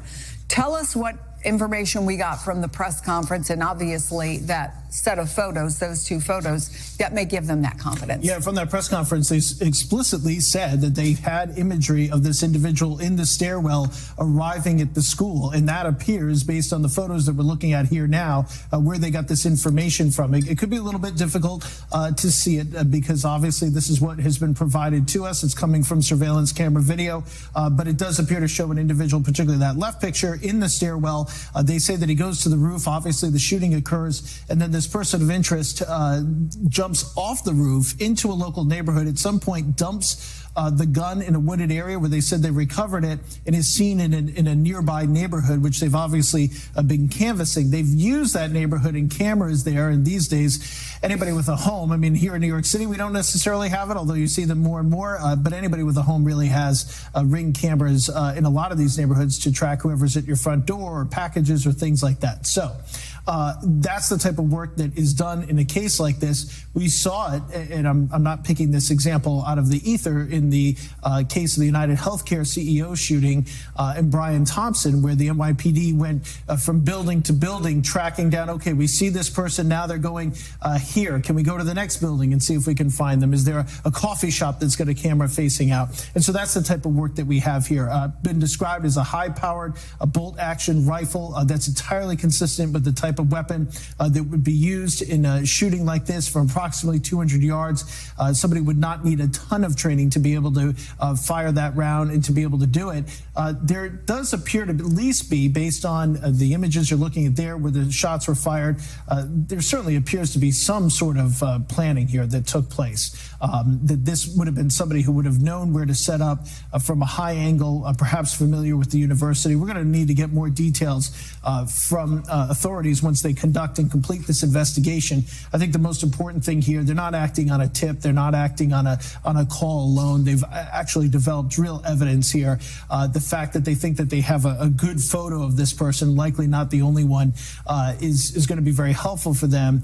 And they're going to try their best, obviously, to use facial recognition and other technologies to be able to get a name or information, certainly from the weapon as well. That might be helpful too. So a lot of clues here that authorities have to work with at this hour. Let me ask you about the picture specifically, Rob, since that's the most recent thing that has come out. And it certainly wouldn't be the first time if there was a phone call or multiple phone calls giving them an idea of who some people think that might be, particularly maybe somebody on campus who may know who that might be. What's the importance of putting this photo out? And why don't you think they didn't put it out till now? They didn't put it out at the press conference. I think they really wanted to vet to see if they could identify the person. Once you put it into the public, you can't undo that. And now you have a bunch of people who are looking for him. This is a very contentious thing. people could think to take things into their own hands in matters of interfering with the investigation. So I think they wanted to vet to make sure that they had the right person in that photo that they could identify. I think they tried to use their systems to try to identify him, their photo facial recognition, to see if they could identify him before, in fact, they went to the public. And then at that point, I think they probably figured out the pictures are not enough granularity to do facial recognition through their systems, that they were going to now ask the public. And the public is a force multiplier. Again, when you look at time frame, if this person was on foot and then went to a vehicle, that's how many hours away, how many, as we saw in the healthcare shooting, states away for when they capture them. So now they've gone to the public. So I think it was a conscious decision. Could we identify them first? The fact that they figured out they couldn't, they then went out to the public. There's a second part of this, right, Rob? It isn't necessarily just, does he look like someone I know or I have seen around, but you have a shirt that seems to be very specific. You have a type of sunglasses that seem to be perhaps identifiable. You have a hat. So there are other ways in which members of the public may be able to say, oh, look at that. I know that might be him, right? Yes. And also, though, now people are looking at their video, and if they had the video on the camera that they thought wasn't important because it was somewhere not during the shooting, and then they see that shirt or those sunglasses or hat and say, wait a second, that's him. It also identifies all these people with Ring cameras, all the businesses that have it, that they're looking through the video and they say, wait a second, that's him. And then they can send it in. So I think it's dual purpose that way. And let me ask you about now the first big piece that we had of evidence, and that is the weapon, a high-powered bolt-action rifle. What can you tell us about that type of firearm? Well, I'm hearing it's a bolt-action but magazine-fed, which means there's probably maybe a 5-round magazine, and then you function it by looking at the bolt action. And those are normally hunting rifles or older weapons that you can use for long-range shooting. And the 30-06 round, again, that's what I'm hearing. It could be a different type of, higher caliber round, though. Actually is better for long-distance shooting. When I started hearing yesterday, people were saying, oh, AR-15, I did not think that was the case. It's a lighter round. Yes, it's magazine fed, so there's lots of rounds. But the fact that one shot was taken at a distance over 200 yards, not that a 5.56 can't do that damage, but this round is a lot steadier through the air. Again, you're shooting out there. I heard it was windy. And that round does a lot of damage because it's bigger and it's traveling at a high rate of speed. So a lot of people have those weapons. And again, it's not hard to train with. You said it's not that difficult of a shot. If you're a hunter, even if you go out to the range every so often, you can get very accurate with that weapon, especially if it has a scope on it. Robert McDonald, let's talk about some of the other evidence. What, for example, could be learned from a forearm print and a foot impression? Yeah, good afternoon. I think Rob's comments are spot on. We're going to see some good old-fashioned police work here, picking up different nuggets of information and starting to put this puzzle together. I think this picture, he's absolutely right that they did the very best they could to identify this person. People out there now, too, in addition to those pieces of evidence with their cell phone cameras, as Rob said, they don't know what they potentially have on those cameras. So by piecing together all those different videos to try to see this person in action or setting up or escaping is going to probably put us in a good light to try to get him pretty soon and figure out exactly who he is and where he went after those shots rang out yesterday. Let's talk about some of that other evidence that they have. As I mentioned, there was a forearm print, a foot impression. I mean, those of us who have watched CSI, which seems to be most of the country, looking for a particular type of shoe. Did that person own that type of shoe? What are the other things that are going on right now in terms of the investigation that we might not be thinking of? Well, you're going to be talking to friends, family of who we think this person may be, if they have that at this point, talking to other people in and around the area that were there yesterday on the college campus, trying to figure out what happened here and how it actually happened. And are we going to find that one piece of information from someone who may not know that they have it that will get us pointed in the right direction? I think you're going to see a lot of personnel and assets working on this, taking all those nuggets of information, putting them together, communicating all the different agencies that are involved, and hopefully getting us pointed in the right direction and getting that one break that's going to allow us to put this together and get this person.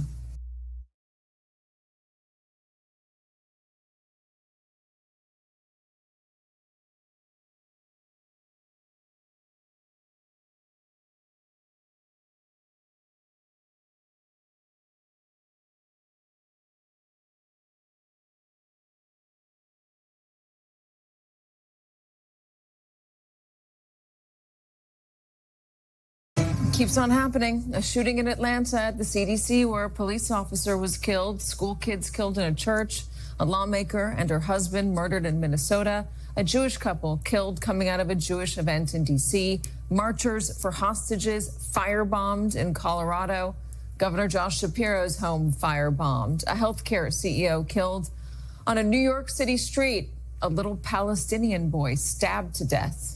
2 assassination attempts on Donald Trump, Nancy Pelosi's husband hit in the head with a hammer, an insurrection, a riot at the Capitol where rioters chanted, "Hang Mike Pence," a plot to kidnap Gretchen Whitmer. Democrats, Republicans, scientists, CEOs, protesters, Jews, Muslims, Christians, Catholics, little kids. Again, as the New York Times' Ezra Klein warns, political violence is contagious. It is spreading. It is not confined to one side or belief system. It should terrify us all. Joining us now, staff writer for The Atlantic, McKay Coppins, New York Times chief White House correspondent and MSNBC political analyst Peter Baker, and Punchbowl News co-founder and MSNBC political contributor Jake Sherman. McKay, Utah is where you call home. Tell us a little bit about your state, how it's doing right now.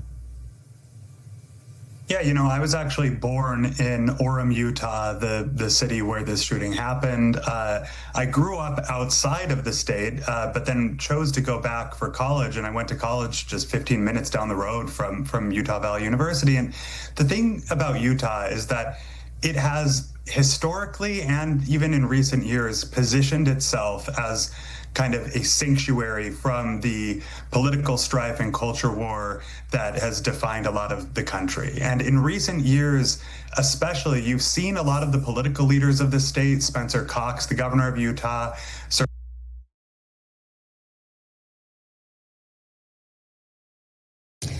Joining me now is Robert Papp, director of the Chicago Project on Security and Threats, and Eddie Glaude, Princeton University professor and MSNBC contributor. Robert, I know you've been conducting polls measuring Americans' attitudes toward political violence for years now.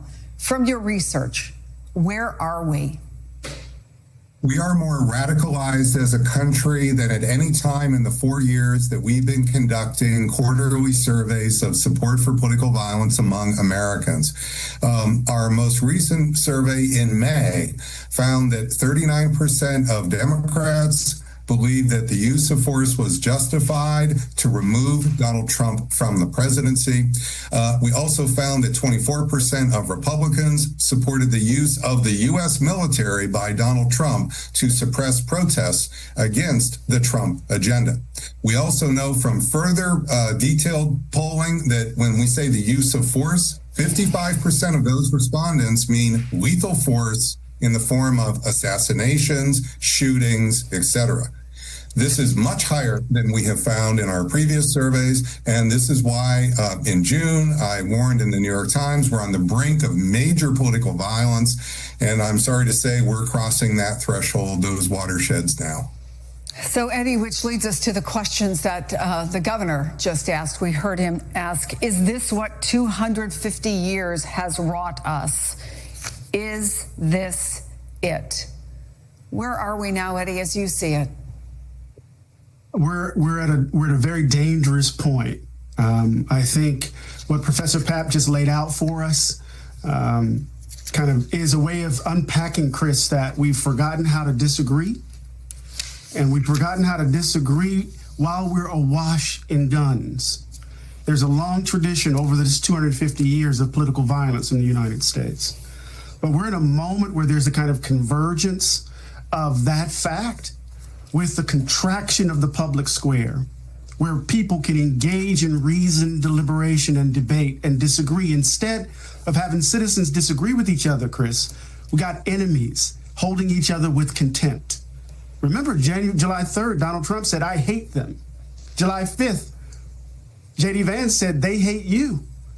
Right? So there's a sense in which we have enemies drawing lines, rhetoric that isn't just about intense kind of caricatures of opponents, but rhetoric that really feeds on grievance. So we've forgotten how to disagree, and we have weaponry, right, to express those disagreements. It seems to me we're in a very dangerous place, Chris, as a country. Well, Robert, the New York Times says the reaction to this shooting on social media fell into well-worn grooves. Prayers for the victim's life, condemnation of political violence, and sharply partisan takes. You know, when we talk about the convergence of things, are we in this place potentially because civil discourse, because the opportunity for us to talk to each other and disagree often falls behind the ability of people who feel the grievance deeply and may have a propensity toward taking it out, toward violence, can go into a place in social media or somewhere on the web or find people they wouldn't have been able to find before? So my research shows that, yes, the rhetoric is a big problem. Incendiary rhetoric on both sides, by the way, is a big problem. But there are actual social reasons and social change reasons behind it. Studying political violence for 30 years around the world, social change of a big nature often leads to major political disruption and political violence. Here in the United States, we are going through a historic change for the first time in our country's 250-year history of moving from a white majority democracy to a white minority democracy. That's been going on for years, but we are now in the throes of what I call the tipping point generation, which started about 10 years ago, and that accounts for the meteoric rise of Donald Trump and why his signature issue was stopping immigration, because a lot of people on the right want to stop that social change from occurring, and also the virulent reaction by parts of the left to that Donald Trump and that movement, because many of them want to continue, possibly even accelerate that change. So that's the underlying factor, and that's why deplatforming people from social media isn't mattering here, because there are actual social change reasons explaining this, and I'm sorry to say that's why I've called this the era of violent populism, and this will be another 10 years before we make that transition to a white minority democracy. So we really need to take this much more seriously and not think everything is just the violence going to fade away, or it's a one-off, or it's just a problem on one side of the aisle or the other. This is the core reason we are in the thick of it now. So, Eddie, you and I have talked in other ways about that core reason, about violent populism.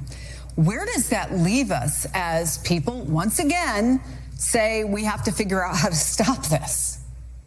Well, I think we have to be honest with ourselves. It's going to be very difficult to do it now, because we're dealing with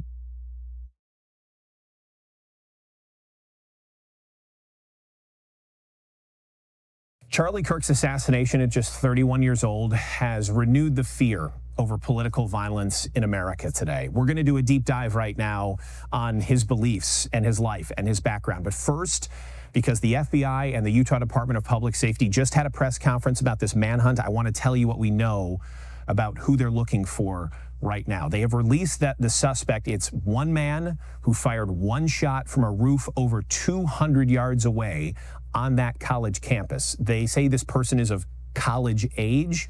They say they've since been able to go back and track that man's movements on the campus up to the rooftop. They say he climbed some stairs, got up, fired that one shot, quickly got off of that roof. They say he jumped off the building. We don't know what part of the building, was able to blend into the neighborhood there around that college campus in Orem, Utah, and has gotten away. They have found his gun. They say it's a high-powered bolt-action rifle. They also have a footprint, and they say they've got plenty of good video. That's the FBI and the Department of Public Safety's words. They've got good video of this guy. From that press conference, it sounds like they have a good idea, or will soon have a good idea, of who this is, who they're looking for, and maybe where he is. For now, we'd like to bring in our expert on this, NBC Chicago political reporter Marianne Ahern. And NBC Chicago political reporter Marianne Ahern is our guest on this episode of The Takeaway. Marianne, thanks for being here. First, I just want to start with just a broad question. Who was Charlie Kirk? Charlie Kirk was a giant in conservative politics at just 31 years old. He had an incredible following, millions of people on social media, others who came to hear him speak.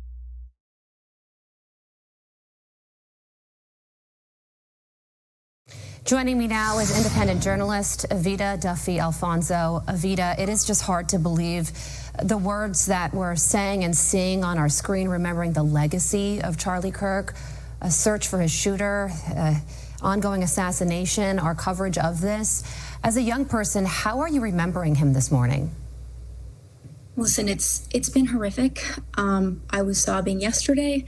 I was sobbing this morning as I'm thinking about what I'm going to say. Charlie Kirk was a martyr for his faith, for Christ, for the soul of our country. As a young conservative on a college campus not too long ago, he gave us courage. Our ideas are not platformed in the classroom. We're bullied by other students. I had received threats on my own life as a student for being a conservative and opposing socialism. Charlie Kirk platformed our ideas. He modeled civil discourse. The other thing that he did is he connected with Gen Z on such a deep level, deeper than any conservative thought leader or politician ever has, because he recognized that we aren't just a lost cause. We're not a generation that has been brainwashed and we're not worth looking at. He talked to us about debt. He talked to us about our ability to own a home in the future, to pay for rent, to pay for our groceries, the loneliness epidemic, our ability to start families, to get married and have children. He cared about us, he listened, and he gave us a different path. So many of us are falling into the clutches of Marxism, the Zoran Mamdani, the AOC, Bernie Sanders, the Marxist future that the university system itself is purporting for young people. He went into the belly of the beast. He went on these college campuses and he evangelized, quite literally, to save the soul of our country. And for that, I couldn't be more grateful to Charlie and everything that he's done for our generation. Yeah, and you know, Evita, you tried to start a Turning Point chapter on your college campus. What were you told at the time? Yeah, I mean, this was incredible. So I tried to start a Turning Point USA chapter because I was noticing the hostility on my campus from my left-wing peers. I said, we need to have a place where we can platform different perspectives. And the student body government shot down my proposition for a Turning Point chapter because they said it would incite violence. That violence, of course, is violence from left-wing students who would be opposed to a Turning Point USA chapter. So I think it's really interesting as you see what Charlie was warning about before he died. He talked about assassination culture, the way that young people cheered on CEO killer Luigi Mangione, the way that people were celebrating the assassination attempts on Trump's life, the 2020 Summer of Love, which was encouraged by Democrat politicians at the very highest levels of government. Even some Republicans, I might add.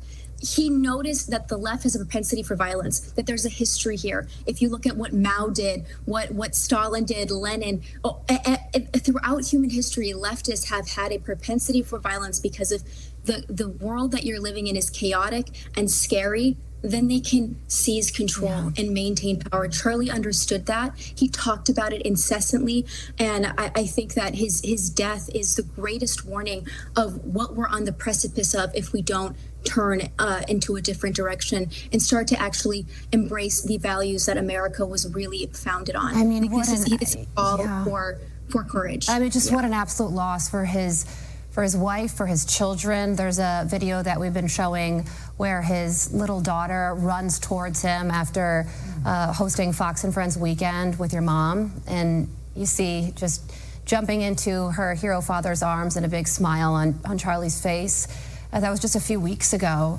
It's also just a remarkable loss of Evita for the future of our country. I mean, where does the young conservative movement go from here without him?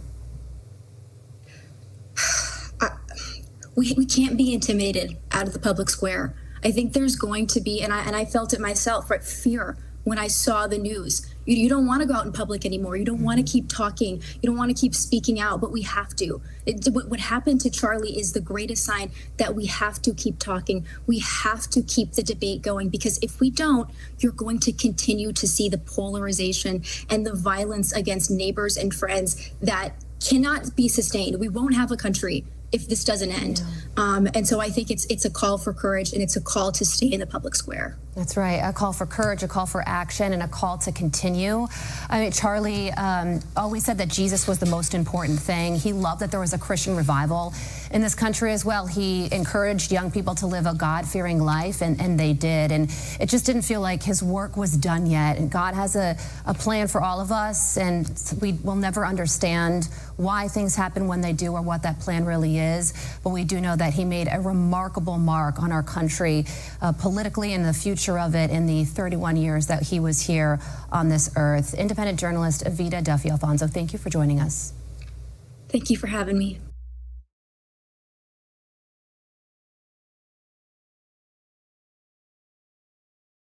We're also beginning to process what feels like an eerie new normal of political violence in the aftermath of the assassination of Charlie Kirk. He's the co-founder of Turning Point USA and a prominent right-wing activist. At this hour, the manhunt for the suspect in his shooting is still underway. The FBI has shared these two images of a person they are describing as a person of interest in connection to yesterday's shooting at Utah Valley University. The FBI is offering a reward of $100,000 for any information leading to the identification or arrest of the individual responsible. At a press conference this morning, officials also revealed what they have uncovered in their investigation so far. They say they now have video of the suspect as he entered the campus, went up to the roof, fired a single shot, and then fled. They have also recovered a high-powered rifle found near the scene that they believe delivered the fatal shot, and they have foot and palm prints from the suspect. Kirk was gunned down as he was hosting the first stop in his fall college campus tour. Several eyewitnesses raised concerns about the security at the event. Unfortunately, there was no metal detectors. There was there was security by Charlie, but anybody could have shown up with whatever, unfortunately. I was expecting when I got here that I would have to pass through some kind of security, but that just wasn't a thing. No one checked the barcode or the QR code. There was no checkpoint to get in. It was just literally anyone could walk in if they wanted. Kirk's death has shaken political leaders and public figures all across the ideological spectrum. It has ignited calls for revenge from some prominent voices in the MAGA media ecosystem. Today, some elected leaders from both political parties seemed intent on coaxing the country away from that abyss. We cannot let what happened yesterday be the norm. And unfortunately, we've seen politics degrading where some people feel if they disagree with you politically, they've got to try to go and eliminate those people. The idea is that we treat one another with dignity and respect. And somebody who's arguing the other side of an issue is not your enemy. They're your fellow American, and you ought to regard them as such. Coming together is what we ought to be doing, not pointing fingers of blame.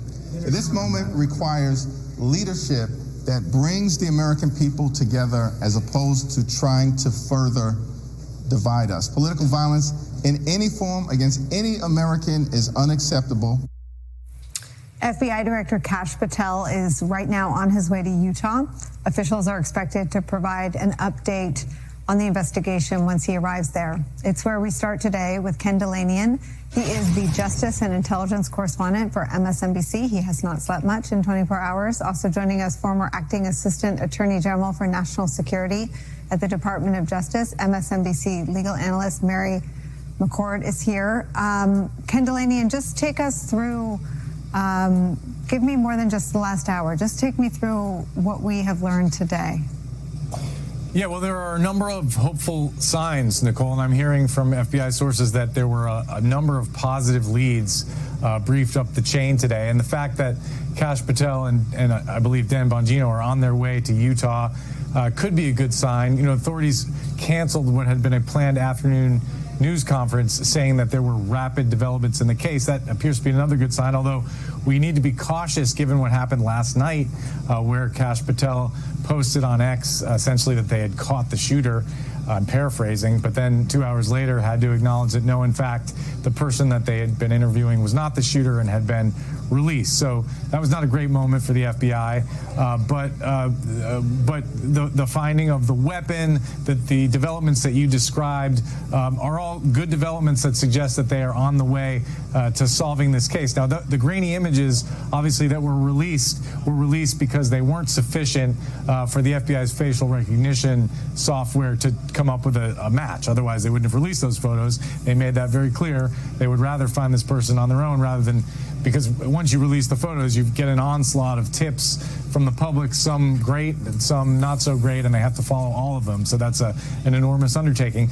There's also things they're not talking about, an enormous analysis of digital evidence, particularly cell phone location data from around the area of the shooting. They would no doubt have gotten all that information from the towers and from various private companies where you can acquire that information, and to try to geolocate the shooter's devices if he or she had any with them at the time. So that would be a way that they could identify this person. But, you know, it's very frustrating. People want answers. There's a lot of pressure to solve this case immediately. And as we saw with the case of Luigi Mangione, it took authorities 5 days to track him down, and we could see a similar situation here. Nicole. When I was on the air yesterday, students from that campus, student journalists, talked about essentially being, I don't know if lockdown is exactly what they were calling it, but asked to have police escorts on and off campus. BYU had also been sort of frozen in place. And I wonder if there's any sense of normalcy that's returned to the campus or the state. It seems like more so because once the authorities have declared that this was a targeted attack and that other people are not in danger, it paints a much different picture. Initially, they didn't know what they had. And so in the case of a mass shooter or a random act of violence, you would do that. You would lock down these campuses. But now they're saying, they believe this was a political assassination. Charlie Kirk was targeted. And so this person is most likely trying to get away, not trying to attack other people. And so, there's more of a sense of normalcy, but no one's going to sleep well until this person is caught, Nicole. And can any information on what are Kash Patel and Dan Bongino going, do we believe they're going to participate in an announcement? Do we believe they're going to bolster and support and expedite the investigation? Do we know exactly what the purpose of their trip is? Well, Utah officials have said that they are coming and that there will be a news conference when they arrive. So what that means exactly, we don't know. Is it just another update on progress in the case? I have been obviously talking to sources and trying to find out information about what they have, and I have not been told that any arrest has been made or that a suspect has been captured. But, I'm told that there are positive developments, and they've said publicly rapid developments in the case, and so that's a good sign. And the fact that Kash Patel and Dan Bongino are coming out there could be a good sign. I mean, look, they've come under a lot of criticism. These are two men who have no experience in the FBI before they got these jobs, or in senior law enforcement jobs for that matter, and who are spending a lot of time on social media and appear to be very concerned with their political image and their status with the White House. And so it's not surprising that they are going to the scene. Whether that helps the investigation or not is an open question.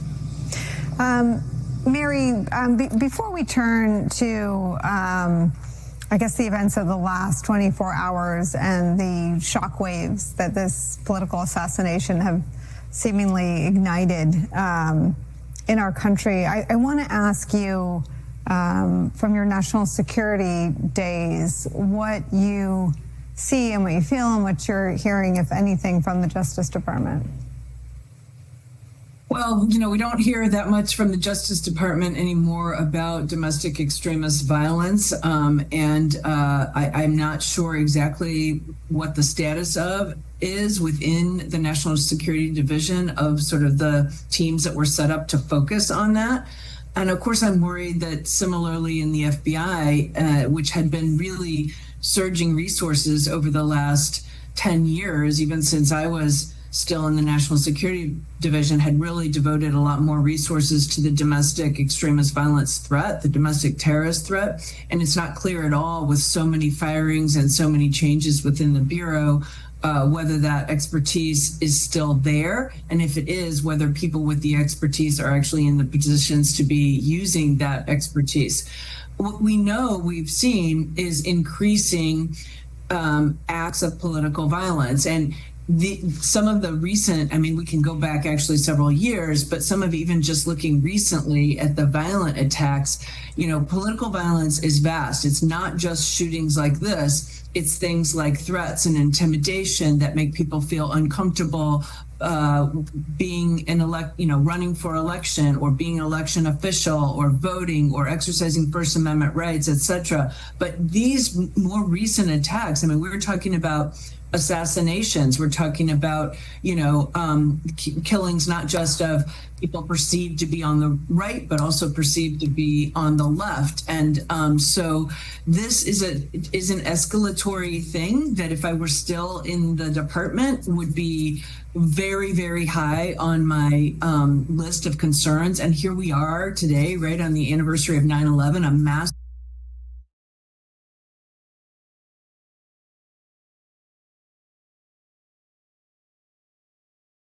All right, former FBI investigator Bill Daley also with us. And Bill, what are you thinking based on the information that we have gleaned at this point, with the idea that more to come in the hour ahead?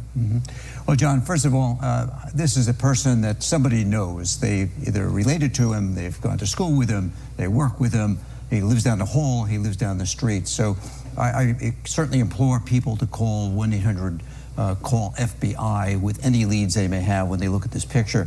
I can also tell you, as this case is coming together, we're seeing, these images. We have now apparently some palm prints. We have some arm prints that have been perhaps taken off the roof. We have a gun that may or may not hold any DNA or fingerprints themselves. So the case is coming together fairly quickly. The question would be, where is this individual? As they look for him, once they get the name, and once they get perhaps even more concrete or clearer pictures that they can send across for Ebola, be on the lookout to all police agencies. The question would be, how far did he get in the past almost 24 hours? So, I mean, I'm thinking this is just a monumental task, but there are really experienced, smart people that are leading this manhunt and this investigation right now. And you think about the vast space that they have to deal with here. You have the immediate campus, right? The wooded areas, the neighborhoods surrounding it. But then, as we were just going through the maps with Joe Cardinale earlier, there's close proximity to an airport, to a train station, easy access to the highways, waterways. I mean, there's a million different ways that this person could have gotten away and gone really far, really fast. Absolutely. And if we kind of harken back to what's going on now down in Florida with the trial of this guy, Ruth, who is alleged alleged attempted assassin of Donald Trump, is that he was caught some 50 miles away when he was identified, or the vehicle he was in identified fairly quickly. So we just don't know how far away this person may have gotten. And I think once they have all that concrete information with regard to name, clear pictures, I think it will certainly help identify where he may be, and more people can have eyes and ears looking for him. This is certainly something the FBI does very well. The FBI does a very great job in investigating these crime scenes and working with local agencies and pulling it together. As you could imagine, we now have several crime scenes that need to be looked at, and all that information needs to be gathered, not just to find this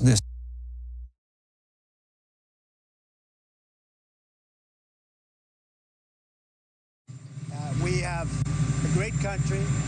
We have a radical left group of lunatics out there, just absolute lunatics, and we're going to get that problem solved. I'm only concerned for the country. Yeah. Mr. President, how do you want to see your supporters respond to this? Charlie Kirk was a big advocate of nonviolence and free speech on campus. How do you want your supporters to respond to it? I think that way. He was an advocate of nonviolence. That's the way I'd like to see people respond.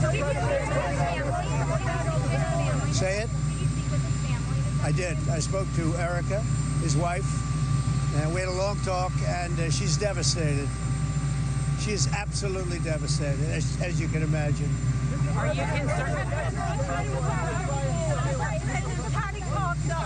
Have any reporting interrogation of behind the Pataki assassination? I don't know what you're saying. Mr. President, when, Mr. President, are you planning to bring both presidents, the president of Congo, Felix Tshisekedi, and president of Rwanda? They're coming soon. They're coming soon. And as you know, I spoke to their foreign ministers. They were here a couple of weeks ago, as you remember. And they'll be coming soon. The presidents are coming very soon. This week, Mr. President, I witnessed more than 60 people in DRC Congo were killed. There is people affiliated with ISIS. Terrorist groups are taking advantage because of the situation going on because of the war. So what is your word for Congolese people? Well, we're going to be talking to them. As you know, we are talking to them. It's a very violent place. It's very, very violent. For a long time, it's been going on for 30 years, 35 years even, they say. But we're going to handle it. Thank you.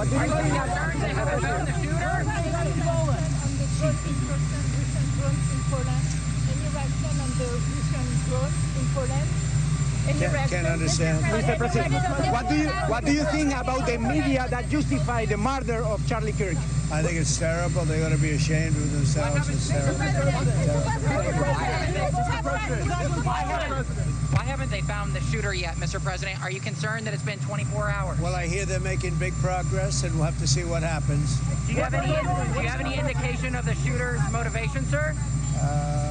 I have an indication, yeah, but we'll let you know about that later. Thank you. You spoke with Uzbekistan president, and this last Sunday you sent greetings to Kazakhstan. UN General Assembly is upcoming. Are you going to meet with the presidents of Central Asian countries?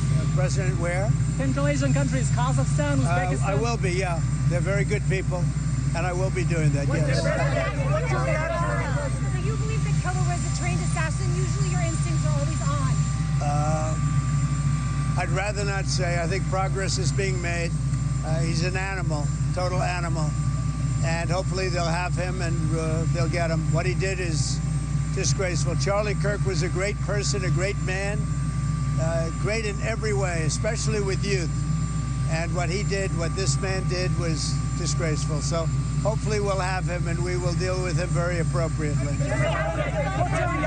What's your reaction to Russian drone incursion into Poland? Could have been a mistake. Could have been a mistake, but regardless, I'm not happy about anything having to do with that whole situation. But hopefully it's going to come to an end. Mr. President, in Brazil, Bolsonaro was just found guilty by the Supreme Court. You've been very clear that you would apply sanctions. Are you thinking further sanctions to Brazil because of this Bolsonaro? Well, I watched that trial. I know him pretty well. Foreign leader. I thought he was a good president of Brazil. And it's very surprising that that could happen. That's very much like they tried to do with me, but they didn't get away with it at all. But I can only say this. I knew him as president of Brazil. He was a good man, and I don't see that happening. I'm very sorry for your loss, for everybody's loss. I'm very sorry for your loss, first of all. How do you think Israel's attack in Doha will affect the hostage deal? You better say it a little bit. Where are you from? I'm from Israel. Channel 14 Okay, is like go ahead, do it again. Do it again. How do you think Israel's attack in Doha will affect the hostage deal? Well, hopefully it won't affect it at all. We want the hostages out, and we want them out soon. Hopefully it won't affect it. Mr. President, my condolences to you, sir. My condolences on the loss of your friend. Can I ask you personally, how are you holding up over the last day and a half, sir? I think very good. And by the way, right there, you see all the trucks. They've just started construction of the new ballroom for the White House, which is something they've been trying to get, as you know, for about 150 years. And it's going to be a beauty. It'll be an absolutely magnificent structure. And I just see all the trucks. We just started, so it'll get done very nicely, and it'll be one of the best anywhere in the world, actually. Thank you for watching. Subscribe below.